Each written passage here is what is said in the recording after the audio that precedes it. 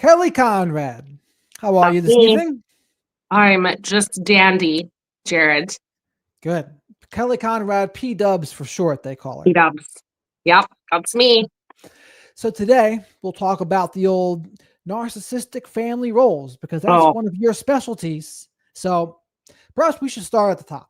A narcissistic parent. How do they interact with the whole rest of the family here? And how do you think they determine the roles? well, so the the best way to explain it is the narcissist is the nucleus. They are the nucleus of the cell. They are the world shall orbit them. Everything around them must be in control. So they're primarily every narcissist is concerned with image management, the illusion, and so they essentially end up with either an enabling spouse. Sometimes they end up with, the narc on narc. We've talked about this 100 times. But the children, they essentially, yes, they get put into a role. Like they do, like the roles have names, and that's all true. But what people have to realize is that it's way more about the adaptive behaviors. So once you're a kid in this family, a parent who's healthy, who has a flexible personality structure, they're not operating off this inflexible or even like previous trauma. They are able to appropriately attune to their child. They're able to co-regulate with their child. They understand that that child is an individual with their own temperament, needs, feelings, wants, etc. So when kids are responded to appropriately, the developmental ladder goes up, and in ideal worlds, they're securely attached. Kids in a narcissist with a narcissistic parent, that doesn't happen. They look at a child like an extension of themselves. So they are primarily concerned with what about you as a child, whether it's your temperament or the way that you look or your interests. Are you showing any like 2E autistic traits very early? Like they're looking at all those things. And then they place you in kind of like a position in the lane. They're like, well, you, child A, you have this kind of temperament that goes very well with mine. You're aesthetically appealing to me. I'm just kind of making this up as I go. And I really noticed that you're quite creatively inclined, and I'm creatively inclined, so we can get along there. And so I'm at this point in time, I'm going to idolize you because you are fitting the script for the image management, and you're seeming like quite controllable. That is your golden child. There's your And they golden child also birth. help the image of the family, as what I Yeah, like to say is too. And yeah, also what they will do, I also think they're the person that like fits the ideal version of the kids that the narcissistic parent wants them to be. So they most 100%. closely fit that version. 100%. Now, there's a complexity to this, which is I'm kind of contradicting myself. And let me just explain. Because children are not children in narcissistic families, like that there's not a secure attachment taking place. That being said, and I'm speaking from my own experience having grown up in my own family system, when the parent has just you hear about mothers and fathers saying things like, and it's not malicious, but you just hear them saying like, oh, so and so was, they were just a tougher baby, like I had colic, I was a low birth weight, like there were challenges that they experienced with me that were kind of out of their control, right? Whereas you hear from some parents, oh, they were just such an easy baby, like they slept through the night, they fed really easily. And so bonding with that kid is just, it's going to be easier. Even if you're not narcissistic, it's just what's going to happen. And so if the bonding piece happens really easily, even with a narcissist, automatically, like like points on their checklist, like, oh, you were really easy, like I really like you, I have like fond affectionate feelings for you. And I fit that bill with my parent in my early development, like when I was a toddler. So this would have been before my golden child sibling really evolved, like in his development, right? Because we're 2.5 years apart. So when I was 2.5, he was just born. So he's an infant. He's like, he's an infant. He cries, he shits, he like there's nothing going on. But once the personality started developing, and now that we know about the neurosparkly stuff, um, as I started to that started to show up more, I kind of like I moved over here. I don't know about that. And golden child sibling becomes like the more appealing choice. So it can be that simple. It's weird how it happens. You can't predict what a narcissist is going to do. Like you can't look at you can't look at 4 kids and go, oh, I think this kid's the golden child. Like, well, maybe they are, maybe they aren't. Like only that narcissist knows what purpose that child serves them. Now, before we get into the experience actually of the golden child, let's backtrack a second. And when there's two narcissistic parents, and we'll say one, I call it out narking the other. Yes. But how do you describe that situation? Pretty much the same. So what I believe is it's not even actually really a belief. It's something that I've looked into. There are a lot of narcissistic relationships. Now, is it full blown NPD? Sometimes. Is it sometimes somebody who's more malignant, and then you have someone who's got maybe they're on that spectrum, but they have, they're just not as dangerous or they're not as out there.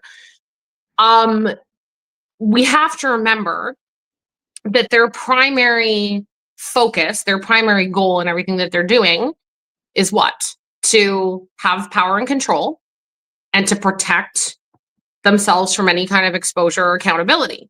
So in a relationship where you've got two forces that are like, I need control, I need control, battle, you're going to have one eventually that's going to kind of win, that's going to come out on top. They're going to be able to like assert themselves more. They're going to have that more dominating role. So then this person, what happens? Well, they go through a little bit of an injury because they've just been out-narked, as you like to say. So what can they do? Well, what do we know about narcissists? They're always the victim or the hero, but never the villain. So they're not going to say, well, I'm less narcissistic than you, so I guess I better just become a really good person. That's not going to happen. So what do? They become a professional victim. So they get supply and they maintain control within the family unit by creating scenarios, especially they pit the scapegoat very well. Like, well is not the right word, but like it's very malicious what they do to the scapegoat. So the scapegoat isn't just getting blamed when there's a covert narcissistic parent. They're getting it from both ends. So you've got one parent that's in control, blaming, shaming, gaslighting, and then you've got one over here that's essentially taking the scapegoat's experience, and they're not even just minimizing it. They're literally figuring out a way to create a narrative where they are the victim of their circumstances.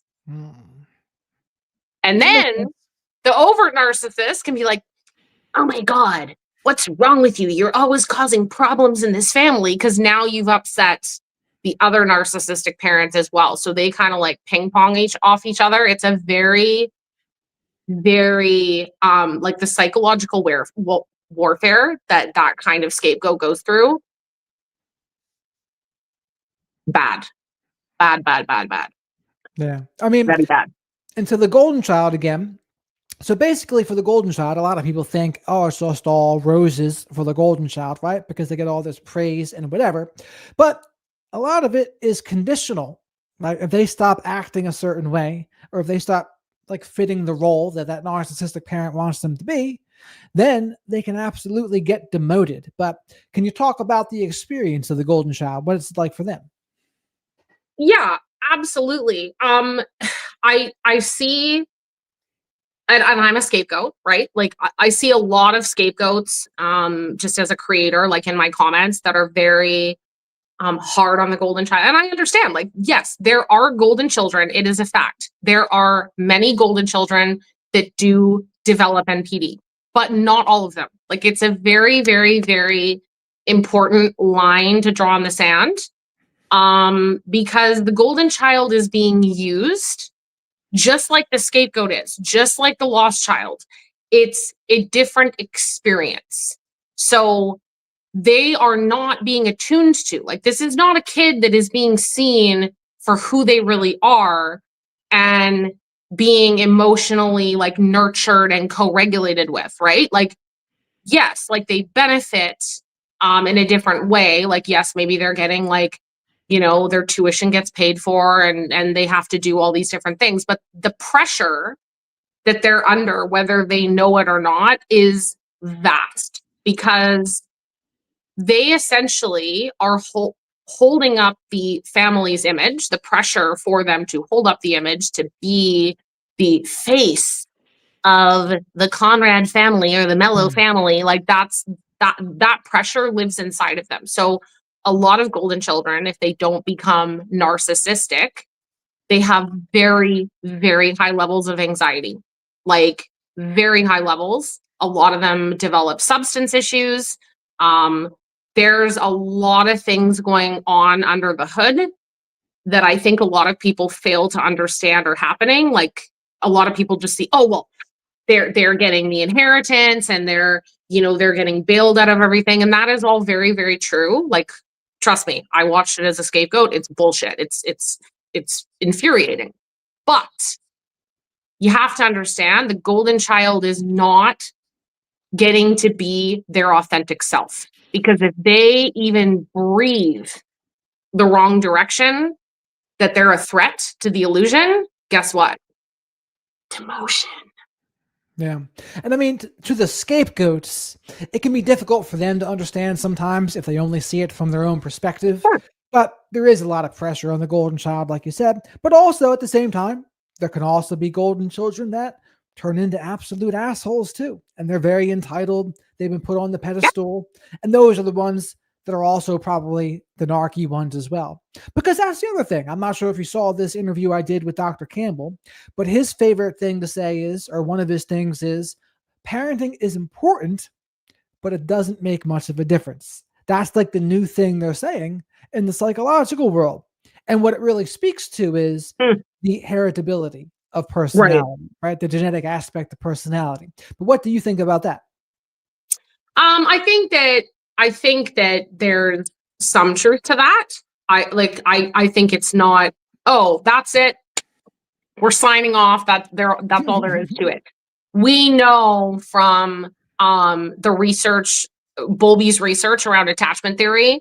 It's been around for a long time, and we do know that attachment is um so important for how children develop. Like, I've talked about this before with like the epigenetics around, like, you could have two twins, like they've looked at twin studies, right? Where the genetics, you're kind of dealing with the same thing, and one ends up this way and one ends up that way. Like, why is that? And it's, you could be genetically primed to end up with NPD, but your environment is going to be the thing that either prevents it from happening or creates a bigger problem. Like, I really believe that that's true. So a child that isn't attuned to, that's going to cause way more problems in the long run, regardless, whether it's you were already primed to develop a personality disorder, you've just increased the chances.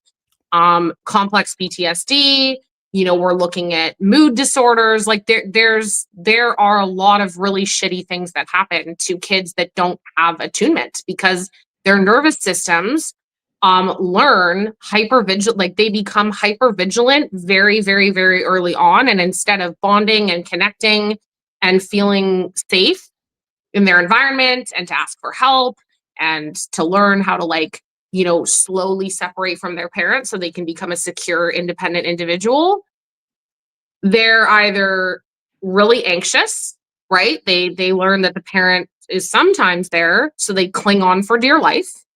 They become very, very avoidant. They realize that no one is going to do call for me, so they shut everything down. Or you become the me's of the world, disorganized. So it's a push-pull. You are avoidant and you're anxious, but the key with disorganized is it's exactly why that word is there. Your environment was disorganized, unpredictable, and extremely chaotic. What got you in trouble on a Wednesday, maybe you got praised for on a Thursday. You have no pattern of understanding what, when, who, how, where. So you are constantly scanning, pivoting. That's exhausting for a child. Right. Well, let me ask you this too. What do you think is the connection between trauma and ADHD or disorganized attachment and ADHD? What do you think about that? Well, disorganized attachment and trauma, I believe, are one creates the other, basically. Like I don't think that it's possible for someone to have disorganized attachment. It's the hardest one to heal. It is the hardest one to heal, and it makes sense because you're a marriage of both. We crave connection desperately, but we are terrified of it. So you can't really say that that's not a traumatic experience for the developing nervous system. Now, ADHD, there are some people that believe that ADHD is simply complex PTSD. They say, no, it's misdiagnosed. That's not what it is. But you kind of have to look at the operating system, right? Like if you're dealing with like autism, right? You could be autistic. You come out of the womb. Here I am, I'm born, and I'm autistic, and that's not going to change. That's my neurodevelopmental wiring. But then you add in the layer of the ADHD, the executive function, personality structure. That's one tree branch. Complex PTSD is another. Like you could have all these different things, but I don't think personally. I think trauma would exacerbate it 100%. But do I think that trauma causes it in 100% of cases? No. Yep, I agree with that. I think trauma can certainly make it worse, but I'm beginning to think more and more that a lot of this stuff is more heritable. It is like, it's not like there's one specific gene responsible for it, but I think they call it like polygenetic. I think is what they call it. That's more of what I believe now too. And you are a scapegoat on the spectrum. What's that experience like? Well, I only found out this year, right? So even though it's been something that's been like kind of suspected for a while, and it came up even when I was a child, but back in the 80s, like, we've talked about this, like autistic, we didn't have the knowledge that we have now, but it has really allowed me to understand, not from the sense of like, oh, all is well, all is forgiven, it doesn't matter. But especially given that like autism does show up differently in girls than it does boys. It's quite fascinating. We've talked about this in another interview, but it allows me to understand where narcissism is concerned and potentially one or both parents being possibly on the spectrum as well, combined with their own trauma, both coming from narcissistic families. being the role they are, the adaptive behaviors that go with it, and like that emotional immaturity because they never learned. How could they? They were from that family system. So some of my experiences with the early onset, when the autism started probably to like show that was not desirable to them, right? That started to be problematic and could be seen as behavioral, or like, oh, she's just, being spoiled, or she's being difficult. That absolutely contributed to more of my traumatic experience because, like, as a random example, we struggle with sensory overload. Like, we do. Like, things are just a lot more intense and vivid.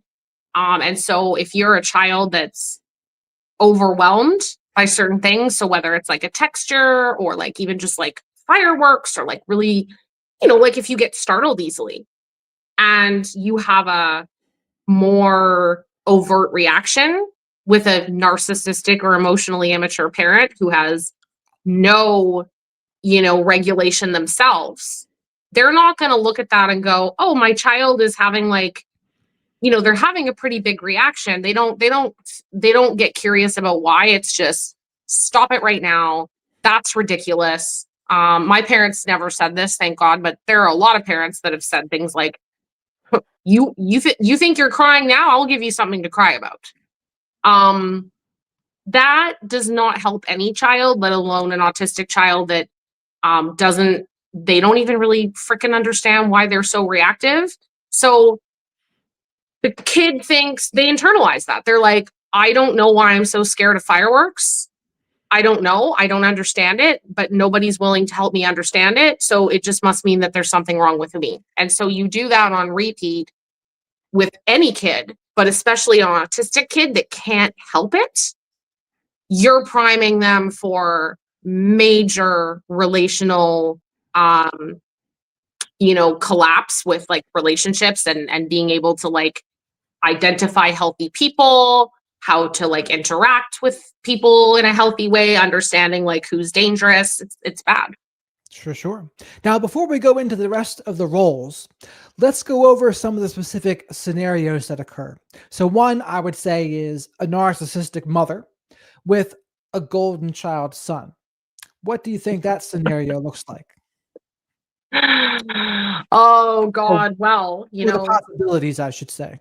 well, okay. So right off the bat, a lot of people would probably be like, "Oh my God, the Oedipus complex," right? Like they believe that there's an absolute enmeshment that happens. So for people that are listening that if you don't understand what that really means, essentially what that means is the parent, who is in a position of power, right? They engage in an inappropriate emotional relationship with their child. So that is, they like rely on them in the way that they should be relying on a spouse or a partner or even like another adult. So it can be really inappropriate, like it could border on incestuous stuff. But it could be something as, innocent as, I'm really having a bad day at work and I'm really stressed out and your father's pissing me off. And it's not malicious intent per se. Like they might really not have a hidden agenda. They're just like venting, but they don't realize you as the adult, you're the adult in the room, and you're telling your 8-year-old child all the stresses that you had in your job, and you're vomiting all over the place about how, like, oh, I'm acting this way because of da da da da da, and your father's driving me crazy. Parents or children that get hurt by their parents, they don't stop loving their parents, they stop loving themselves. So the kid's inclination is, I have to fix this. I have to smooth this out. I have to make mommy happy. And so if the kid like listens and like hug. And I'm not saying that, this is, again, like, parents aren't perfect. So please bear with that part. But still, if you're dealing with a kid that's their brain is still developing and they go and soothe their mother and the mother's like, oh, you're such a good little boy. You always make me feel better. They've just gone through intermittent reinforcement that as long as I can soothe my parent when they're upset, I will be safe. Now, what happens if mom comes home? They've had a bad day at work. They're pissed off at their husband. They're telling the 8-year-old, and the 8-year-old is standing there and they're like, Mommy, I don't feel good. And they barf all over the floor. And then the parent freaks out. Oh my God, what is wrong with you? I'm so fucking stressed out. Why would you do that? Well, now what's going to happen? The kid just learned it's not safe for me to get sick. And it's definitely not safe for me to not cater to you when you're not fine. So I have kind of two options. Like, I can hide, I can make myself invisible, I can avoid, or I can cling on to you for dear life, smooth it all out. And if I get your approval, then I'm safe. Like, it's that simple. And it comes down to what you're talking about is parentification for one. Yeah. And then what happens also is sometimes that son, or it can be a daughter too, but what they will do is they will take responsibility for how the other person feels, right? And they think, oh, if they're not feeling okay, I have to fix, manage, and control how this other person feels. And that's certainly one of the ways that it goes down. But other people can do the opposite. Other people will say, you know what? Like, I want to run away from this dynamic. And these are the people that become more avoidant over time. And I think with the sons in particular, with the narcissistic mother, if they've been smothered, if they've been coddled, there comes a point probably around the teenage years where you would have to make a choice. It's like, okay, are you going to be the mama's boy for life? Or are you going to try to break free and become your own man, or individuate, as they would say? And because again, if they don't individuate, these are the couples that the narcissistic mother interferes with her son's romantic relationship. And then the women come to me and say, Jared, my partner's narcissistic mother is triangulating me and blah, blah, blah, blah, right? And they turns into a fiasco because the narcissistic mother just doesn't respect the boundaries. Like, they want the control. They don't care what she did. She thinks she's losing her son to his spouse. So that's one of the reasons she gets so upset about it. Well, and one of the spin-offs, if you will, with the golden child that I don't think people realize, and I've done a video on this. I've witnessed this dynamic in real life. So people think that the golden child is always the idolized, like the chosen kid. They're like the best at, like, that's what a lot of people's stigma around this kid is. But at the end of the day, the narcissistic parent is looking at like their own personality, their own temperament. What role do you serve? Can you hold up the image of the family? Okay, you're probably going to get put into that role. That child could also, especially if they are narcissistic, could be the least controllable person in the family. Now, before people say, well, isn't that the scapegoat? Not always. The scapegoat is technically the least controllable, but it's also that the scapegoat is the honest child that sees the truth. They see through the bullshit. They're the kid that's like, well, why are you doing that? Well, that's really weird. Like, they're the ones that see how dysfunctional what their parents are doing. And that's very threatening to a family that's all about holding up the image and the illusion. So the golden child could be very attractive. They could be, academically doing fine. They could be quite popular in school. They could be appealing for the image management part, right? Where the narcissistic parent goes, you know what? This kid is a fucking pain in the ass, but he fits the bill, because we're talking about narcissistic sons. Golden children sons. He fits the bill for holding up the illusion, but he's also the least controllable. He's not going to take any crap from me. He's not going to necessarily enmesh with me. So my best bet as a narcissistic parent is I'm going to align with this kid. I'm going to give him a lot of free passes. I'm going to let him get away with shit that I'm not letting the scapegoat get away with, because I got to control you because you're the source of blame. You're the problem person in this family. But I'm going to prop him up just enough to make him think he's special so that I can actually still control this dynamic to an extent. He just doesn't really know that I'm doing it. Yeah, I mean, that makes sense. Yeah. That definitely goes down like that. Now, how about this? A narcissistic father and a black sheep / scapegoat daughter. Well, I didn't know that you wanted me to talk about my own life. Yeah. So it's, as I said earlier, the scapegoat. Okay, so let's start here. The black sheep and the scapegoat, a lot of people think that they're the same thing. They're not. The scapegoat is a specific role in the narcissistic family. There's always a scapegoat in a narcissistic family. They are the source of blame. They are the person that the narcissist makes sure takes responsibility for any issues that take place. The illusion gets threatened. This kid is a disaster. Now, the black sheep is the person that could be one step away from becoming the scapegoat if they're a little bit too honest or they see the dysfunction a little bit too well. But not all narcissistic families have a black sheep. And more than one child in the family could be the black sheep, because I have no better way to say it. You're an odd duck. You're an odd duck. You don't really fit into any of those 4 roles super appropriately. Like, you're the puzzle piece in a puzzle that the narcissist is like, I don't know what the hell to do with you. I can't, okay, you're not a threat. I can't idolize you. You don't soothe me through comedy or, that kind of thing. You don't stay quiet and hide. You're just weird. You don't fit this family bill.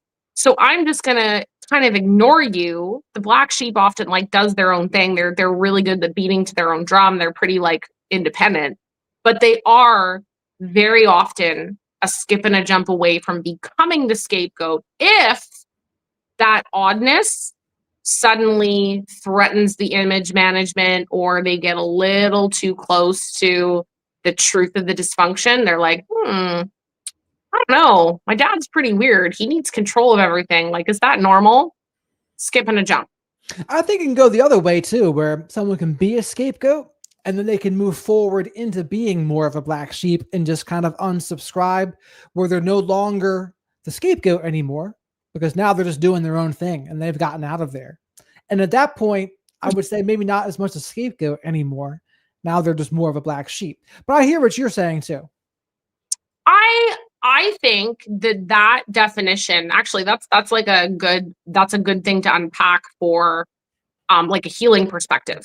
So as a scapegoat, you are, you can be promoted instead of demoted. You could be promoted. It's all about the adaptive behaviors and the role that you serve. But if you, as the scapegoat, you don't ultimately cut your family off. If you go no contact, you're like, nope, I will not be the source of blame anymore. I will not, put up with this, which a lot of scapegoats have to do, right? A lot of scapegoats end up in the position where they just can't, they will forever be the issue no matter what they do. Now, if you consider a healed scapegoat that is very well aware of their role, they're very well aware of the maladaptive behaviors that they had to take on to survive in the family. They've done, someone in my lane, right, where I've had to do a ton of healing on all the different fronts. And you kind of evolve, if you will, into your true authentic self, which is kind of the journey that I'm on right now, right? They can't control you in the same way. You don't give them that same reaction. The 3 wounds of the scapegoat, I believe, and my therapist has said, yes, that's very correct. Scapegoats are conditioned not to be able to trust their intuition. We breathe in gaslighting like it's oxygen. So we don't trust what we see, what we know to be true. And so as that continues to happen, you believe that if what you think you're seeing isn't happening, that there's something wrong with you. So you believe you're the problem. And so how that shows up is you start working really, really, really hard. You become a professional contortionist, so to speak, to work for that love and approval and validation. Like it's this vicious cycle. So once the scapegoat goes, oh shit, okay, those three things, how do I stop doing that? You could very well become the black sheep if you're still engaging with your family on a more lower contact scale, because you're just, as you say, unsubscribed. You're like, yeah, I don't know what you're doing, but I'm not going to give you the reaction that you want. So you just become the weird family member. I kind of like that. I can see it going that way. I Absolutely. invest in that, Jared. I invest in that There you narrative. go. See, I knew I could convince you. So also, let's do two more. So how about a narcissistic mother with a scapegoat daughter? Oh, dun dun dun dun. This is I have known quite a few girls, women who have had narcissistic mothers, and it is a not to say that having a narcissistic father isn't painful. But I think that for women with their mothers, especially because, like the mother is the one that carried the baby, like there's just a different attachment there. It's just different. It's just science.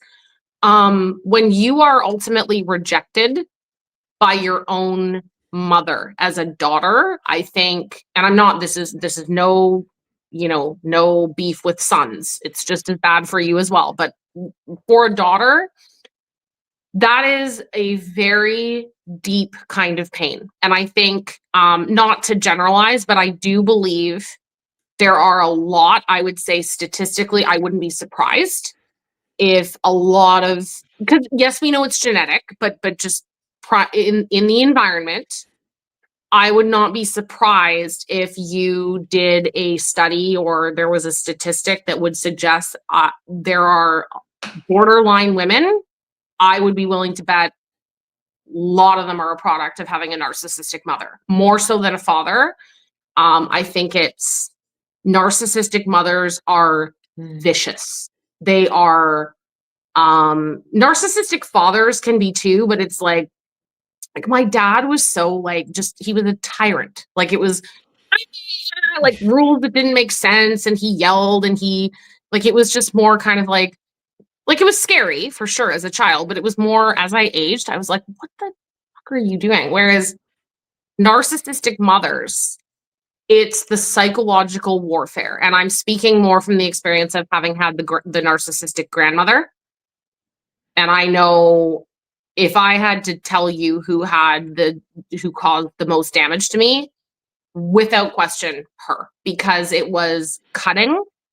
It was the minimizing, it was the invalidation, it was the gaslighting, it was the quiet dismissal of my experience as a person and any emotions or things that I felt or needed, like attunement or just to be believed. And I think it's a brutal experience. Oh, for sure. How about a borderline mother? Oh God. If there's anyone out there that is listening that has borderline personality disorder, please do not have a reaction to oh my God. I'm just thinking that if you dealt with that, especially a person that's unaware that they have borderline personality disorder, because I think that, I'm in my 40s, so boomer parents, they wouldn't necessarily have that knowledge. So they are just acting from a place of having an undiagnosed, unhealed personality structure. So we know that borderline mothers are, there's really explosive emotions. Like that's just part of the personality structure, which would be really, really, really frightening for a little kid. Right? Like it's frightening for an adult. I don't know about you. I mean, maybe it's less frightening for you, but for me, I find really, really, really explosive emotional reactions with like violence or like screaming, yelling, hitting heads, throwing things. Like I find that to be really alarming and really threatening.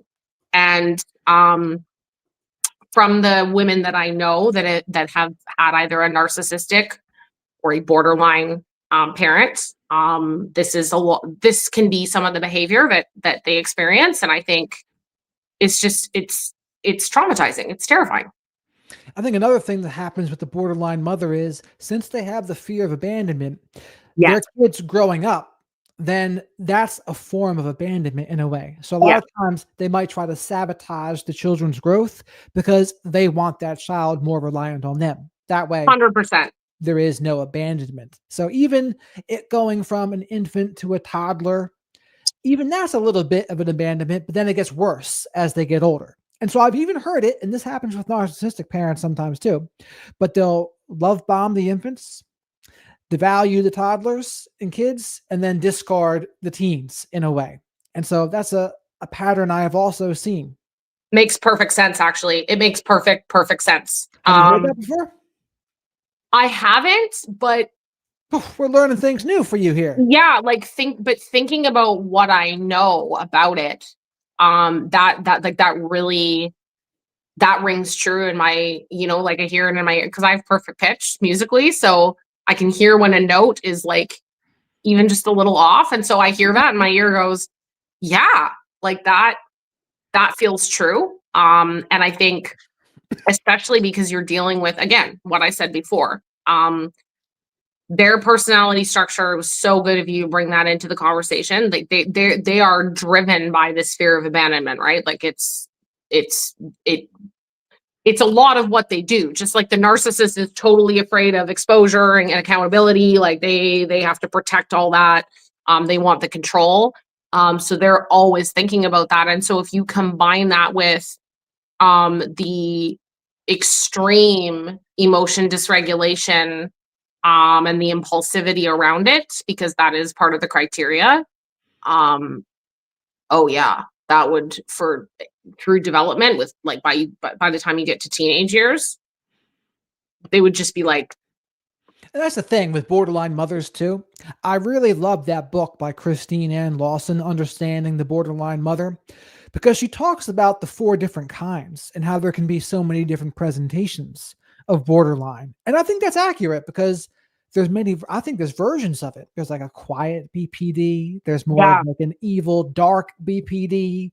There's like the queen BPD and then more of the depressed BPD. It's like, and of course, they can certainly all overlap as well. But I like the fact that she broke it down because if you keep it too specific, you miss out and you're not really hitting the mark because you're missing some of the qualities that it could be. So I liked how she did that. So if people haven't watched that, or excuse me, listened to that book or read it, I highly recommend everyone check it out. I should read that myself because you're absolutely right. It's kind of like if you look at, because we talk about NPD so much, right? But it's like if you look at that personality structure on the spectrum, right? Of that it can be like my dear friend Alex Daniel, who I haven't spoken of for a while, she's off TikTok now, but she said it in a way that really made sense to me. She said the way that they walk into the room, like the way that they show up with their personality, they're either overt or covert. And then the way that they manipulate is the type. So are they communal? Are they malignant? Are they sadistic? And I think we know so much about that, but it's good to have those subtypes with borderline personality because you're absolutely right. Like I think people can get into this box. We know that with NPD, it's only this or it's only that. It's this but not that. And it's like, well, it's it's a little more complex than that. I mean, there's people now that even think there's no such thing as an overt and covert. They're all just self states, is what I'm seeing people Hmm. say now too. Thing. Which I don't know if I agree with that, but that's what I'm seeing some people say. Like, oh no, each narcissist can be overt or covert depending on the situation. And it's like, I don't know. I think there certainly is more ones that are covert as well. Sure. But I do think this. I think in the discussion of narcissism, there probably isn't enough nuance with the different types of narcissism. So people will just say narcissist, and when they say narcissist, they mean 100 different things all at once. Oh, 1000%. I mean this grandiose narcissist. I mean this vulnerable narcissist. I mean this spiritual narcissist. I mean this community. But it's like, actually, there's many different presentations, but we do blanket it, right? We do blanket it, and we don't get into the specific presentations as much. And maybe that's where the narcissism space could learn a little bit from Christine Ann Lawson and how she dealt with the borderline mothers. And granted, some people would say, well, what about the borderline fathers or men? It's like, well, she had said back then that most borderline men weren't even going to treatment at this point, because I think it was like the 90s. And she said what happened to them would be they would act criminally and go to jail. Like a borderline man was more likely to go to jail than to go to therapy, which I also thought was interesting. That is interesting. And I know this about you, and you're not wrong for this. It's just my brain is automatically going into DSM land because I'm thinking, hey, so when you're dealing with BPD to get that diagnosis right, like you're looking at, there is impulsivity. Like that is one of because when I got all my screening done, and I was given the 100% CPTSD, there's no personality structure. Like they ruled it out because there's so much borderline overlap with CPTSD. They look at like CPTSD was misdiagnosed forever as borderline, but I did not fit those 3 criteria for the borderline personality, specifically around the impulsivity and the like explosive anger. But bringing it back to the male impulsive criminal piece, that someone would go, my ear hears antisocial, because we know they have that impulsive, kind of, yeah, I'm just going to go and do this thing, and I just actually don't care. Like that's part of that more antisocial personality. So my ear kind of perked up a little bit. I'm not saying that they're not borderline, because like, how the hell would I know? I'm not a clinician diagnosing them. I mean, if you listen to Sam Vaknin, he would say there's some like secondary psychopathy in some borderlines. And he would also say the same about autistic people too. He thinks they have some psychopathy now as well, which has got him a little bit of pushback from certain people, but that's what he has said about it. But also BPD versus CPTSD. What do you say the difference is between those two things? Because a lot of people would say, no, borderline really is just CPTSD. But I've gone over this with Dr. Salerno, and he would say, no, they're 2 different things. And in America's DSM land, there is no such thing as CPTSD. But I'm not a big fan of DSM land anyway, for many reasons. Well, and that was why I was like, because I know that about you, I was like, I'm hesitant to kind of go there. But the thing that I always go back to, and this is just, I like this. Some people might not. Can I just hang on for a sec? It's on my brain. So I refer to this book a lot because I don't know, it spoke to me. There's a book out there that you read and you're like, oh my God, that's totally it.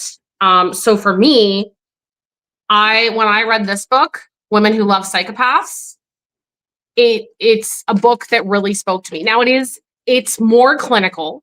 So if you guys don't like clinical stuff, you're gonna get really bored, because the author goes through sorry? Who wrote it? Sandra L. Brown. That's what I thought. Okay. Yeah. So they go through like how a personality disorder is actually diagnosed. Like they look at all the different things. But one of the things that I really liked when I read this was, okay, they're looking at cluster B personality disorder and they're looking at the criteria. And when you're looking at BPD specifically, you have to have impulsiveness, risk-taking, and hostility. Those have to be present to be diagnosed with BPD. And so when I went through my screening, the psychiatrist said to me specifically, he said, you were missing very key markers in your presentation, in your like narrative, like your storytelling of what happened to you as a child and how you reacted to things.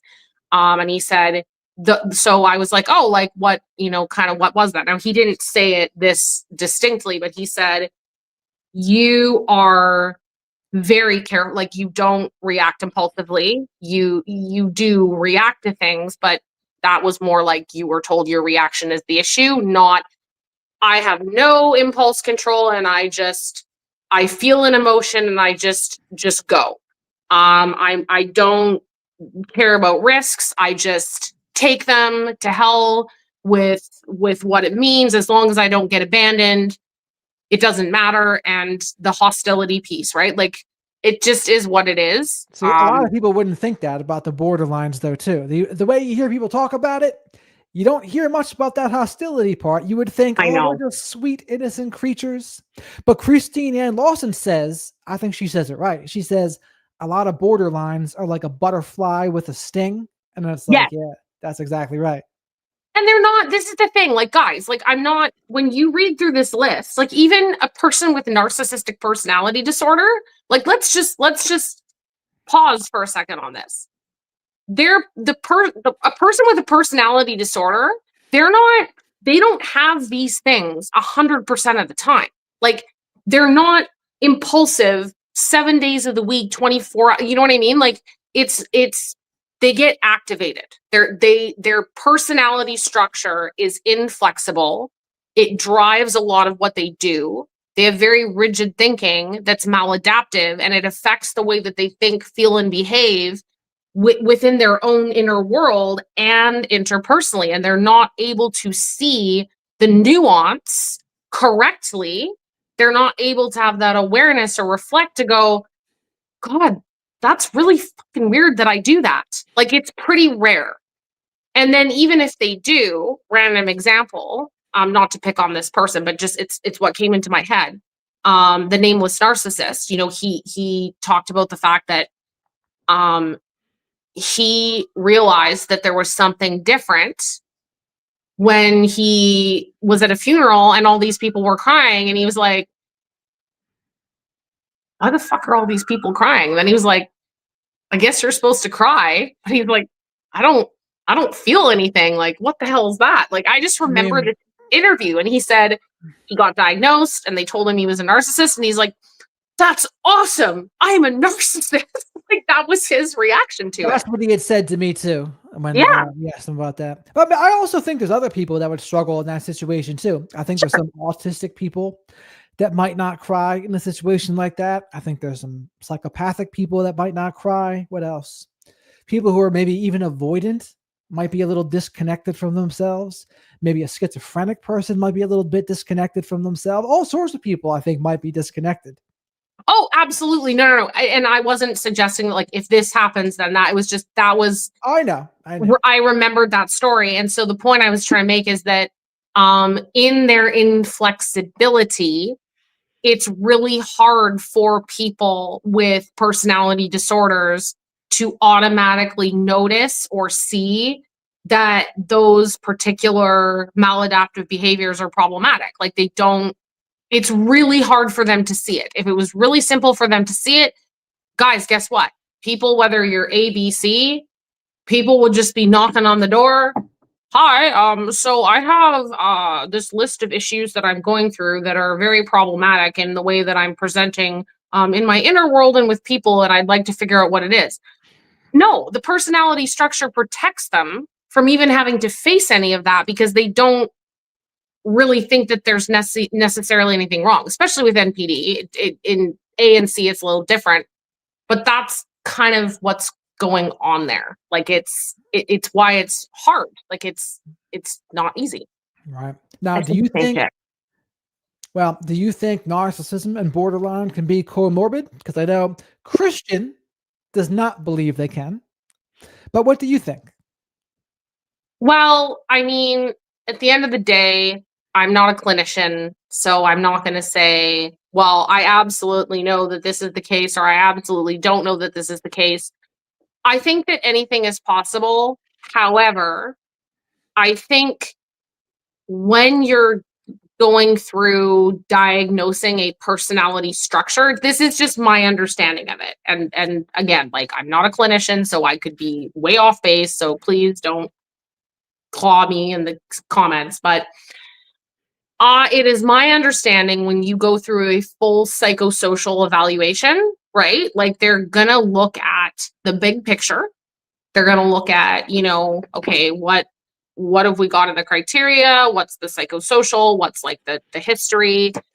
And they're gonna come up with the one that fits the best based off of everything. Now, this is where your argument about the DSM is really like ding, ding, ding, ding, ding, because then it's like, okay, so is it an opinion? Is it like, what if Dr. Smith goes, well, I think that Jared here, he has these criteria, but not those ones. But says 4 out of 6, but it's 5, so we're going to diagnose you with this. But then Dr. Brown goes, oh, no.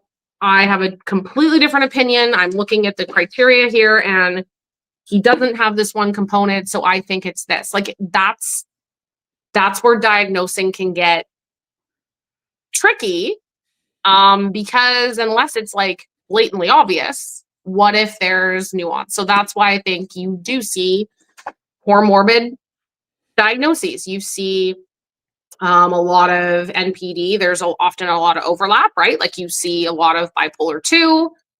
You can see depression and anxiety. You can see, Oh, for sure.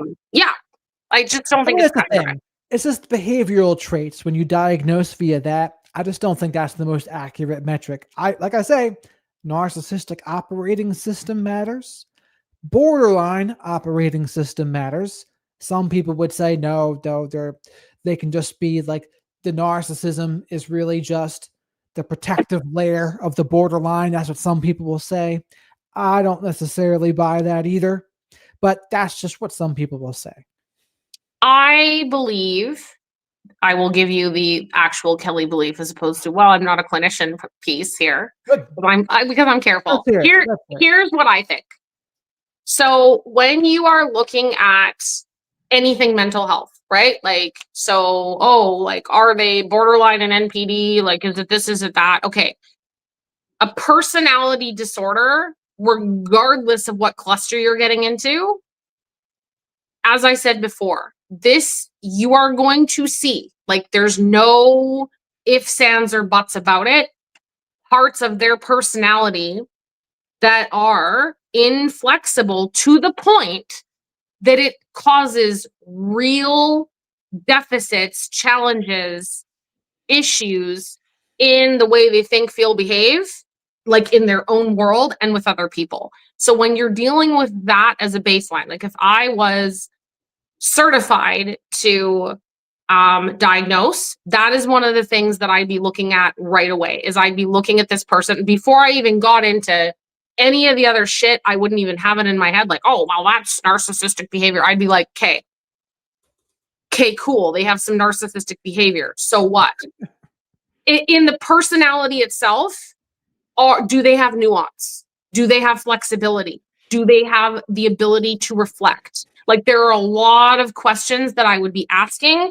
And once I start going, no, yes, I get it. People are going to go, well, that could be autism. It could be, I get that. We're not ruling that out. What I'm saying is, to diagnose a personality disorder, the key word being disorder, you have to look at that as a baseline, and then you go outwards. And I think too many people get stuck. And this is where I agree with you, Jared. They're like, okay, so it says here, borderline personality, the symptoms are this criteria. You have to have 4 or more, and at least one of which must be impulsiveness, risk-taking, or hostility.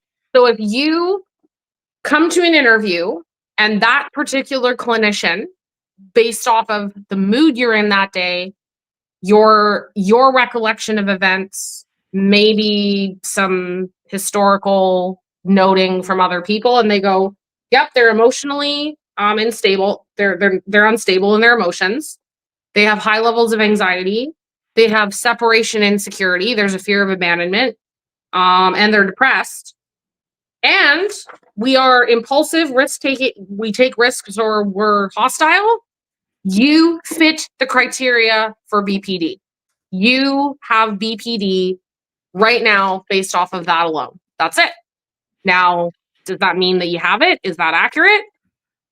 That's the big question. And a lot of people will say, well, absolutely. Some people will say no, because you could be comorbid with NPD. No, it could be this. That's where the argument of the DSM-5 comes into play. And we go, the things that make you go, With the narcissism, it's usually a lack of collaboration as well. That's another Yeah. big one there. But back to the roles, though, too. Yeah, the role. We didn't go over this one. A narcissistic father with a golden child son. Are you just giving me all my my family experiences here? Narcissistic father and golden child daughter can be next. I think, well, I can kind of speak to it. It is, well, God, I think every dad that has a son that they're like, oh, this is my son, and he likes all the things that I like, and he looks a certain way. Like, that was the thing with my brother, right? Is that my brother was, his temperament as an infant was excellent. He was super easy, super, like, he didn't have colic. He had none of that stuff. He was adorable. He was, like, his personality was, as it started to develop, it was, clear. He was a very, very empathetic little boy. So really appealing for a narcissistic parent, like, oh, you're gonna care about me and all of my needs and feelings. But he also fit the image management, right? Like, good looking kid, extraordinarily athletic, which, that, again, this is why I say the narcissistic parent, they're all going to be different. What one narcissistic parent cares about for their image criteria is not what another one. Because if you have a parent that was a tutz, that doesn't play sports, and they're uncoordinated, and they were the band geek, they're well, unless it serves their image. Let's just say it's less likely they're going to pick their extraordinary talented athlete as their golden child. Like, it just depends. But in this particular case, so the father-son bond was really strong because there was a lot of validation, love, approval, patience, interaction, false attunement, through the lens of being able to be compatible. We'll say it, compatible with the narcissistic parent. So at first it would probably seem like, wow, I have this great relationship with my dad. What the hell is wrong with my sister over here? It's causing all these problems. But over time, once the golden child wants to individuate a little bit, right? Like, they want to, maybe they don't want to play sports. Maybe they want to get more creative. Maybe they have musical talents. Maybe they want to write a book. Maybe they want to write poetry. And then you've got the dad, well, that's fucking stupid. You're not going to do that. And they're like, oh, well, so they can't individuate. And they're enmeshed in a different way than the narcissistic mother and golden child son. But there's still an enmeshment that is, you are an extension of me. You make me look good. You make me feel good. You provide me with supply, admiration, validation. And I need you to stay in your lane. Here's an interesting point about that, though. So that's something to circle, because that's a pivotal moment there. So if the guy, in this case, he wants to do something different, and then he's going to lose the narcissistic father's favor. Me, what I did in that case was I just went the other direction. And I said, oh, well, screw you. I'm going to do what I want to do anyway. So that's why I say it's a pivotal thing, because some people don't do that. No. They do the opposite, and they twist and contort to try to meet that narcissistic parent's needs and what they want from them. And I just didn't do that. But that is a pivotal thing where I think it's important to point out it's not always going to look exactly the same. Like they might choose 100%. differently. Well, and this is where you see these demotions, right? Like these demotions are real. And I know, because as you know, like a huge percentage of my, I would say the majority of my content that I do and that people ask for is around the family and the dynamics, right? Like I do like very specific dynamics. Sure. And there are people in the comments that have said that they were the golden child, and there came a point in their experience, whether it was as a teenager, like it's somewhere along the way where the development of the prefrontal cortex is kind of coming online, and you're like, ooh, it's interesting. And they did try to individuate, or they they started to see the problem. And so what ends up happening with the golden child in that situation is, in most narcissistic families, or just like the relationship, what happens when the victim tries to leave? It's the most dangerous time. A lot of people don't think that happens in the family. Oh, yes, it does. The stakes for the narcissistic parent to have their idolized child that holds up the image of the family wake up and see the dysfunction and leave, the stakes for them are astronomical. So they are going to resort, and I know because I saw it front row seat.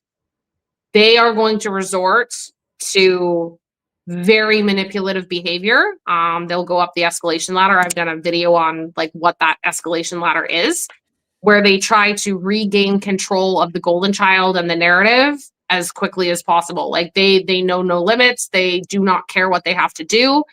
And one of two things kind of happens.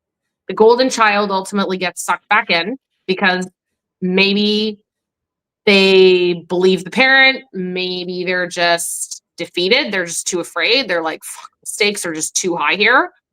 Or they wake up and they walk out and they hand the torch back and they're like, I'm done. Now, depending on the type of family, how malignant or dangerous the narcissism is, some families demote you to scapegoat. Maybe you become a black sheep and it's not really a big deal. But in some families, this is like it's like you betrayed the monarchy. Like this is treason. This is treason. Like we will not let you go out lightly. No, It's real. I believe it. I've seen it too. Mm-hmm. Now, how about this? The narcissistic father and a golden child daughter. Daddy's little girl, right? Well, okay, let's be fair. Daddy's little girl in healthy terms, it means a securely attached child with a father who's emotionally attuned, co-regulates, and actually does what the hell they're supposed to do. That's what daddy's little girl or daddy's little boy or whatever the hell you want to say should be. But narcissistic father with a golden child daughter, oh God. That dynamic I've seen, it's been high levels of control. There's enmeshment there for sure, because I'm not saying every single time, but often like the daughter is aesthetically pleasing to the eye, like she's sought after. He feels like, oh, I have to protect my little gem, and she holds up the image, and she's the ballerina, and she's on the student council. And what ends up happening, I think, often with narcissistic daughters, holy shit, golden children daughters with narcissistic fathers, you get a lot of entitlement, even if they don't necessarily develop NPD, because they learn that they can kind of do no wrong. And dad is invested in, maintaining the control of her, keeping her happy, propping up the image. Like, she doesn't really realize that this is enmeshed. But it's a very, I mean, they're all unhealthy, but that's a very unhealthy dynamic. But I think it was like the father giving like the 17-year-old girl a new Mercedes because he thinks the more he gets for her, the better it's going to make him look as a father, or all the designer clothes, giving them what they want, all that kind of stuff. Or like, what's the word, like sweet 16 parties kind of thing. Like, that's what I think about when I think narcissistic father, golden child, daughter. Now, one of the most rare ones, though, I think, is narcissistic mother, golden child, daughter. Of all the dynamics, I think I see that one the least. But what do you think? I know somebody in that dynamic. Now, I don't know her. I don't know the golden child daughter specifically, but my friend is the sister of said golden child, and she's the scapegoat. So we have a very, like, aligned relationship. We've commiserated over the same things, and I've provided a lot of validation around her experience. But that her golden child sister, same kind of thing, can do no wrong. Mother idolizes her. Mother controls her, like very controlling, like very high expectations. You will be my good daughter. You will do what you are told. You will hold up this family image. She's very obedient and aligned and loyal to the narcissistic family system.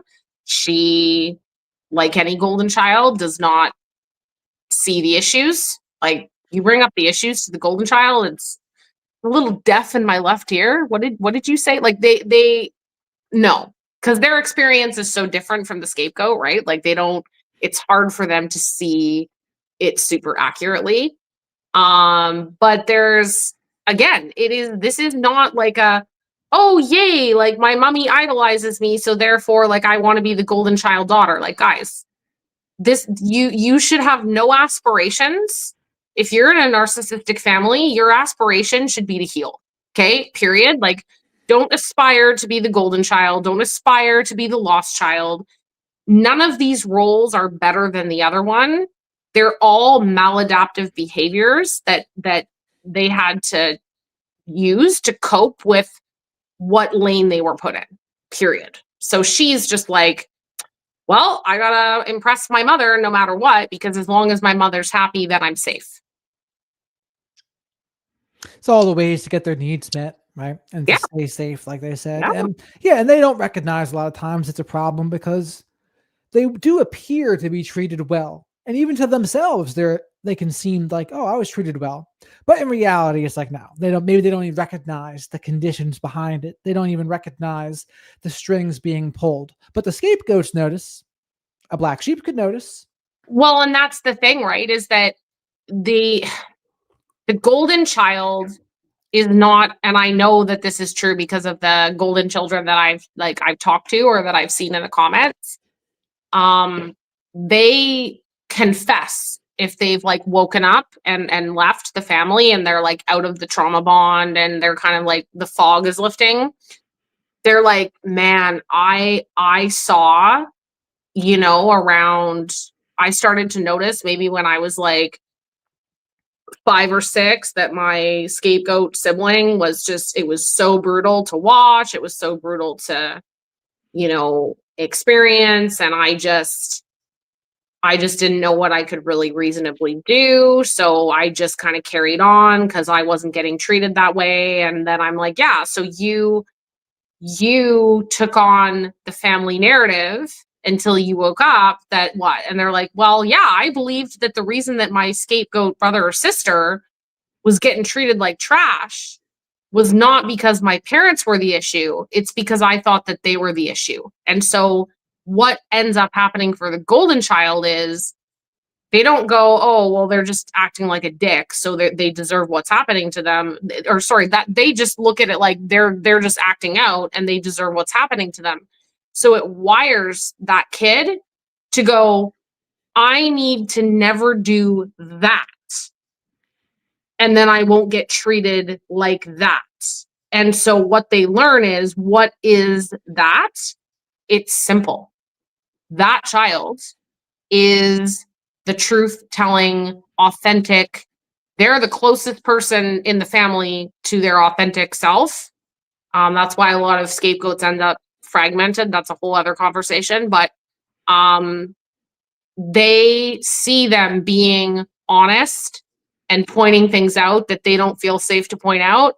And they're like, okay, well, it causes the problem. Like, think of it like if every time you said a certain word, you got slapped upside the head, what happens? Over time, you're like, if I don't want to get slapped upside the head, I don't say that word.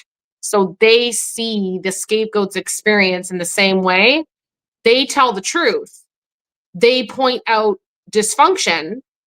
They get abused. Oh, I'm not going to do that and I'll be safe. Ooh. Yeah, makes sense. I mean, how about the narcissistic mother and a scapegoat son? That's another one that it depends how often you see that one too, but that definitely happens too. Yeah. I'm trying to think if I've seen that specifically. Well, yeah, I have. They're blamed. They're blamed and they're shamed, but these are the kids that I find are left behind. Like it's different from the lost child. The lost child's its own thing. They're still blamed. Yeah, they're still blamed. They're still shamed.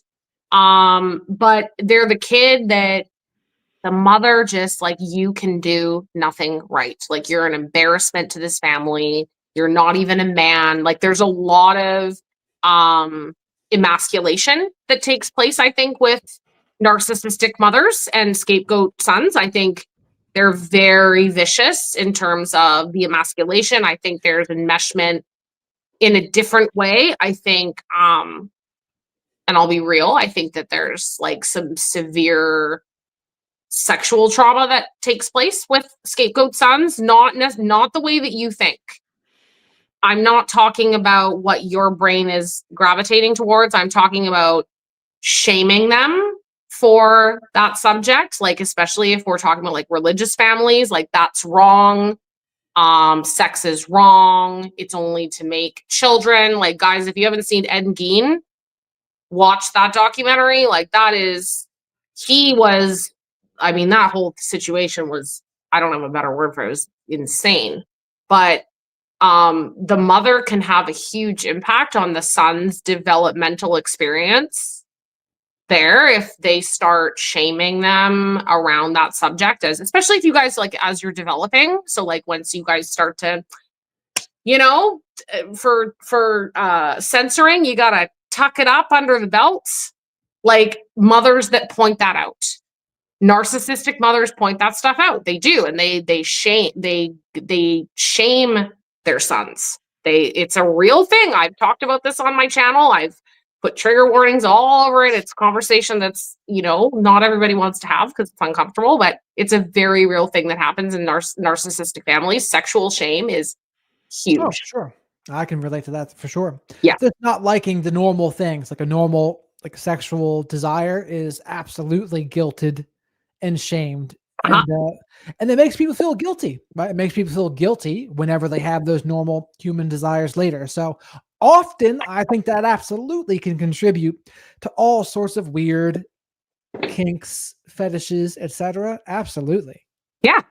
Yeah. So if you look at it from the scapegoat lens, though, like, you're being blamed, shamed, rejected, ridiculed, and then you're having this experience as well, like, that's going to have a different layer of damage. Like,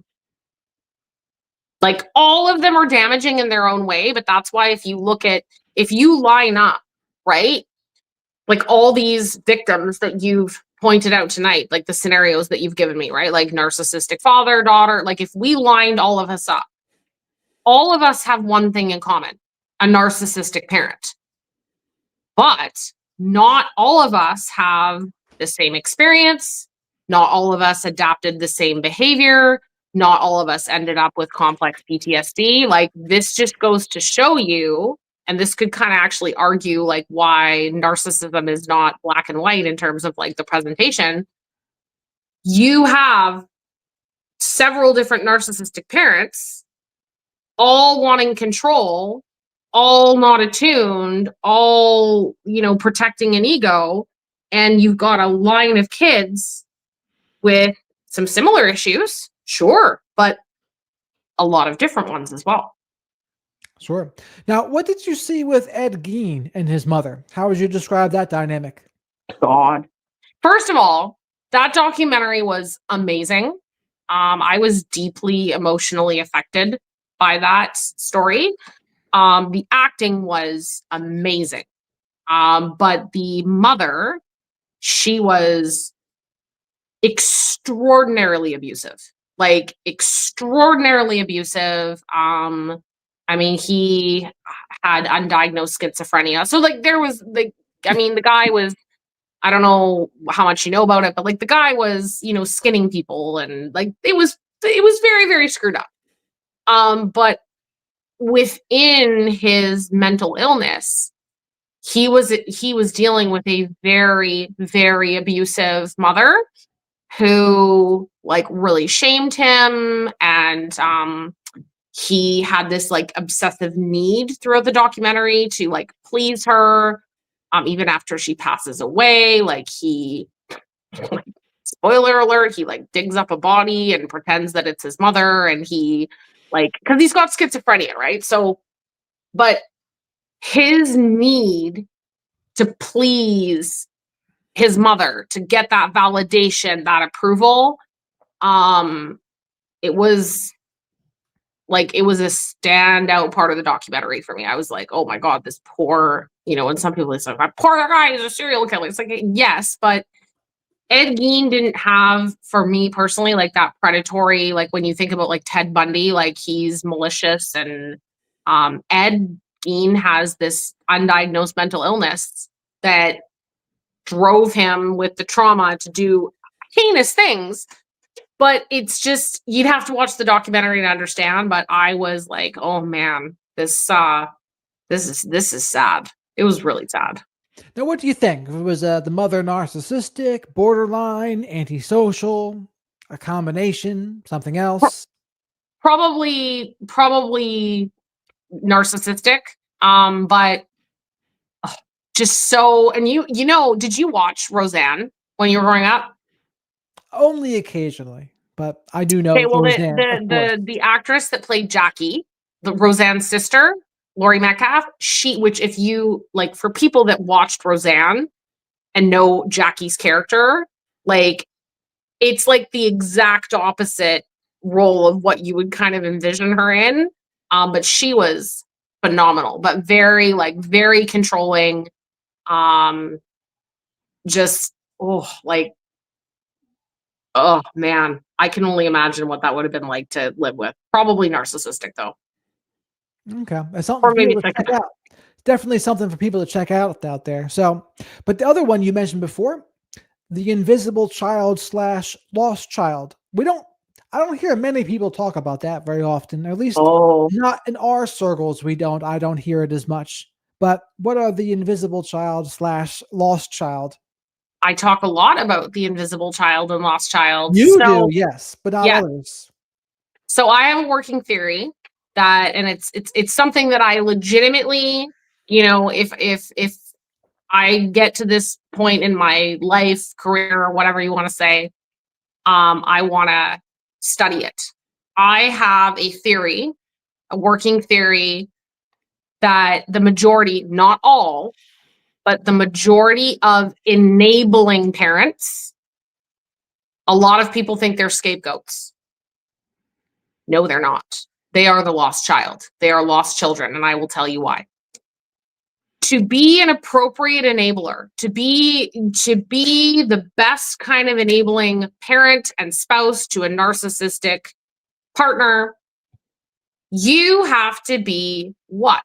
You have to be agreeable. You have to be willing to dismiss, minimize, protect, avoid, dismiss, gaslight. Like you have to be willing to protect this narcissistic spouse and kind of some of the image management that's going on in the family, while kind of like, okay, here are my kids and my spouse, does these things with them. Lost children, their entire experience around the adaptive behaviors is this. I learn from watching my scapegoat sibling, they're getting just annihilated. Like they're getting blamed, they speak up, they get in trouble. That's really dangerous. We're not going to do that. Now, my golden child sibling, they're either out of control, like I had said earlier, or they're being idolized.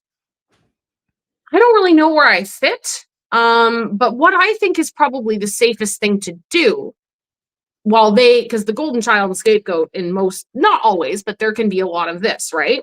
Sibling rivalry is what the narcissistic parent labels it as. So the lost child learns the quieter I am, the less waves I make in this family, the safer I become. So they become very comfortable with shutting down emotions, hiding, pretending things aren't happening. They become expert peacekeepers. They smooth things over. They're often very well-behaved children.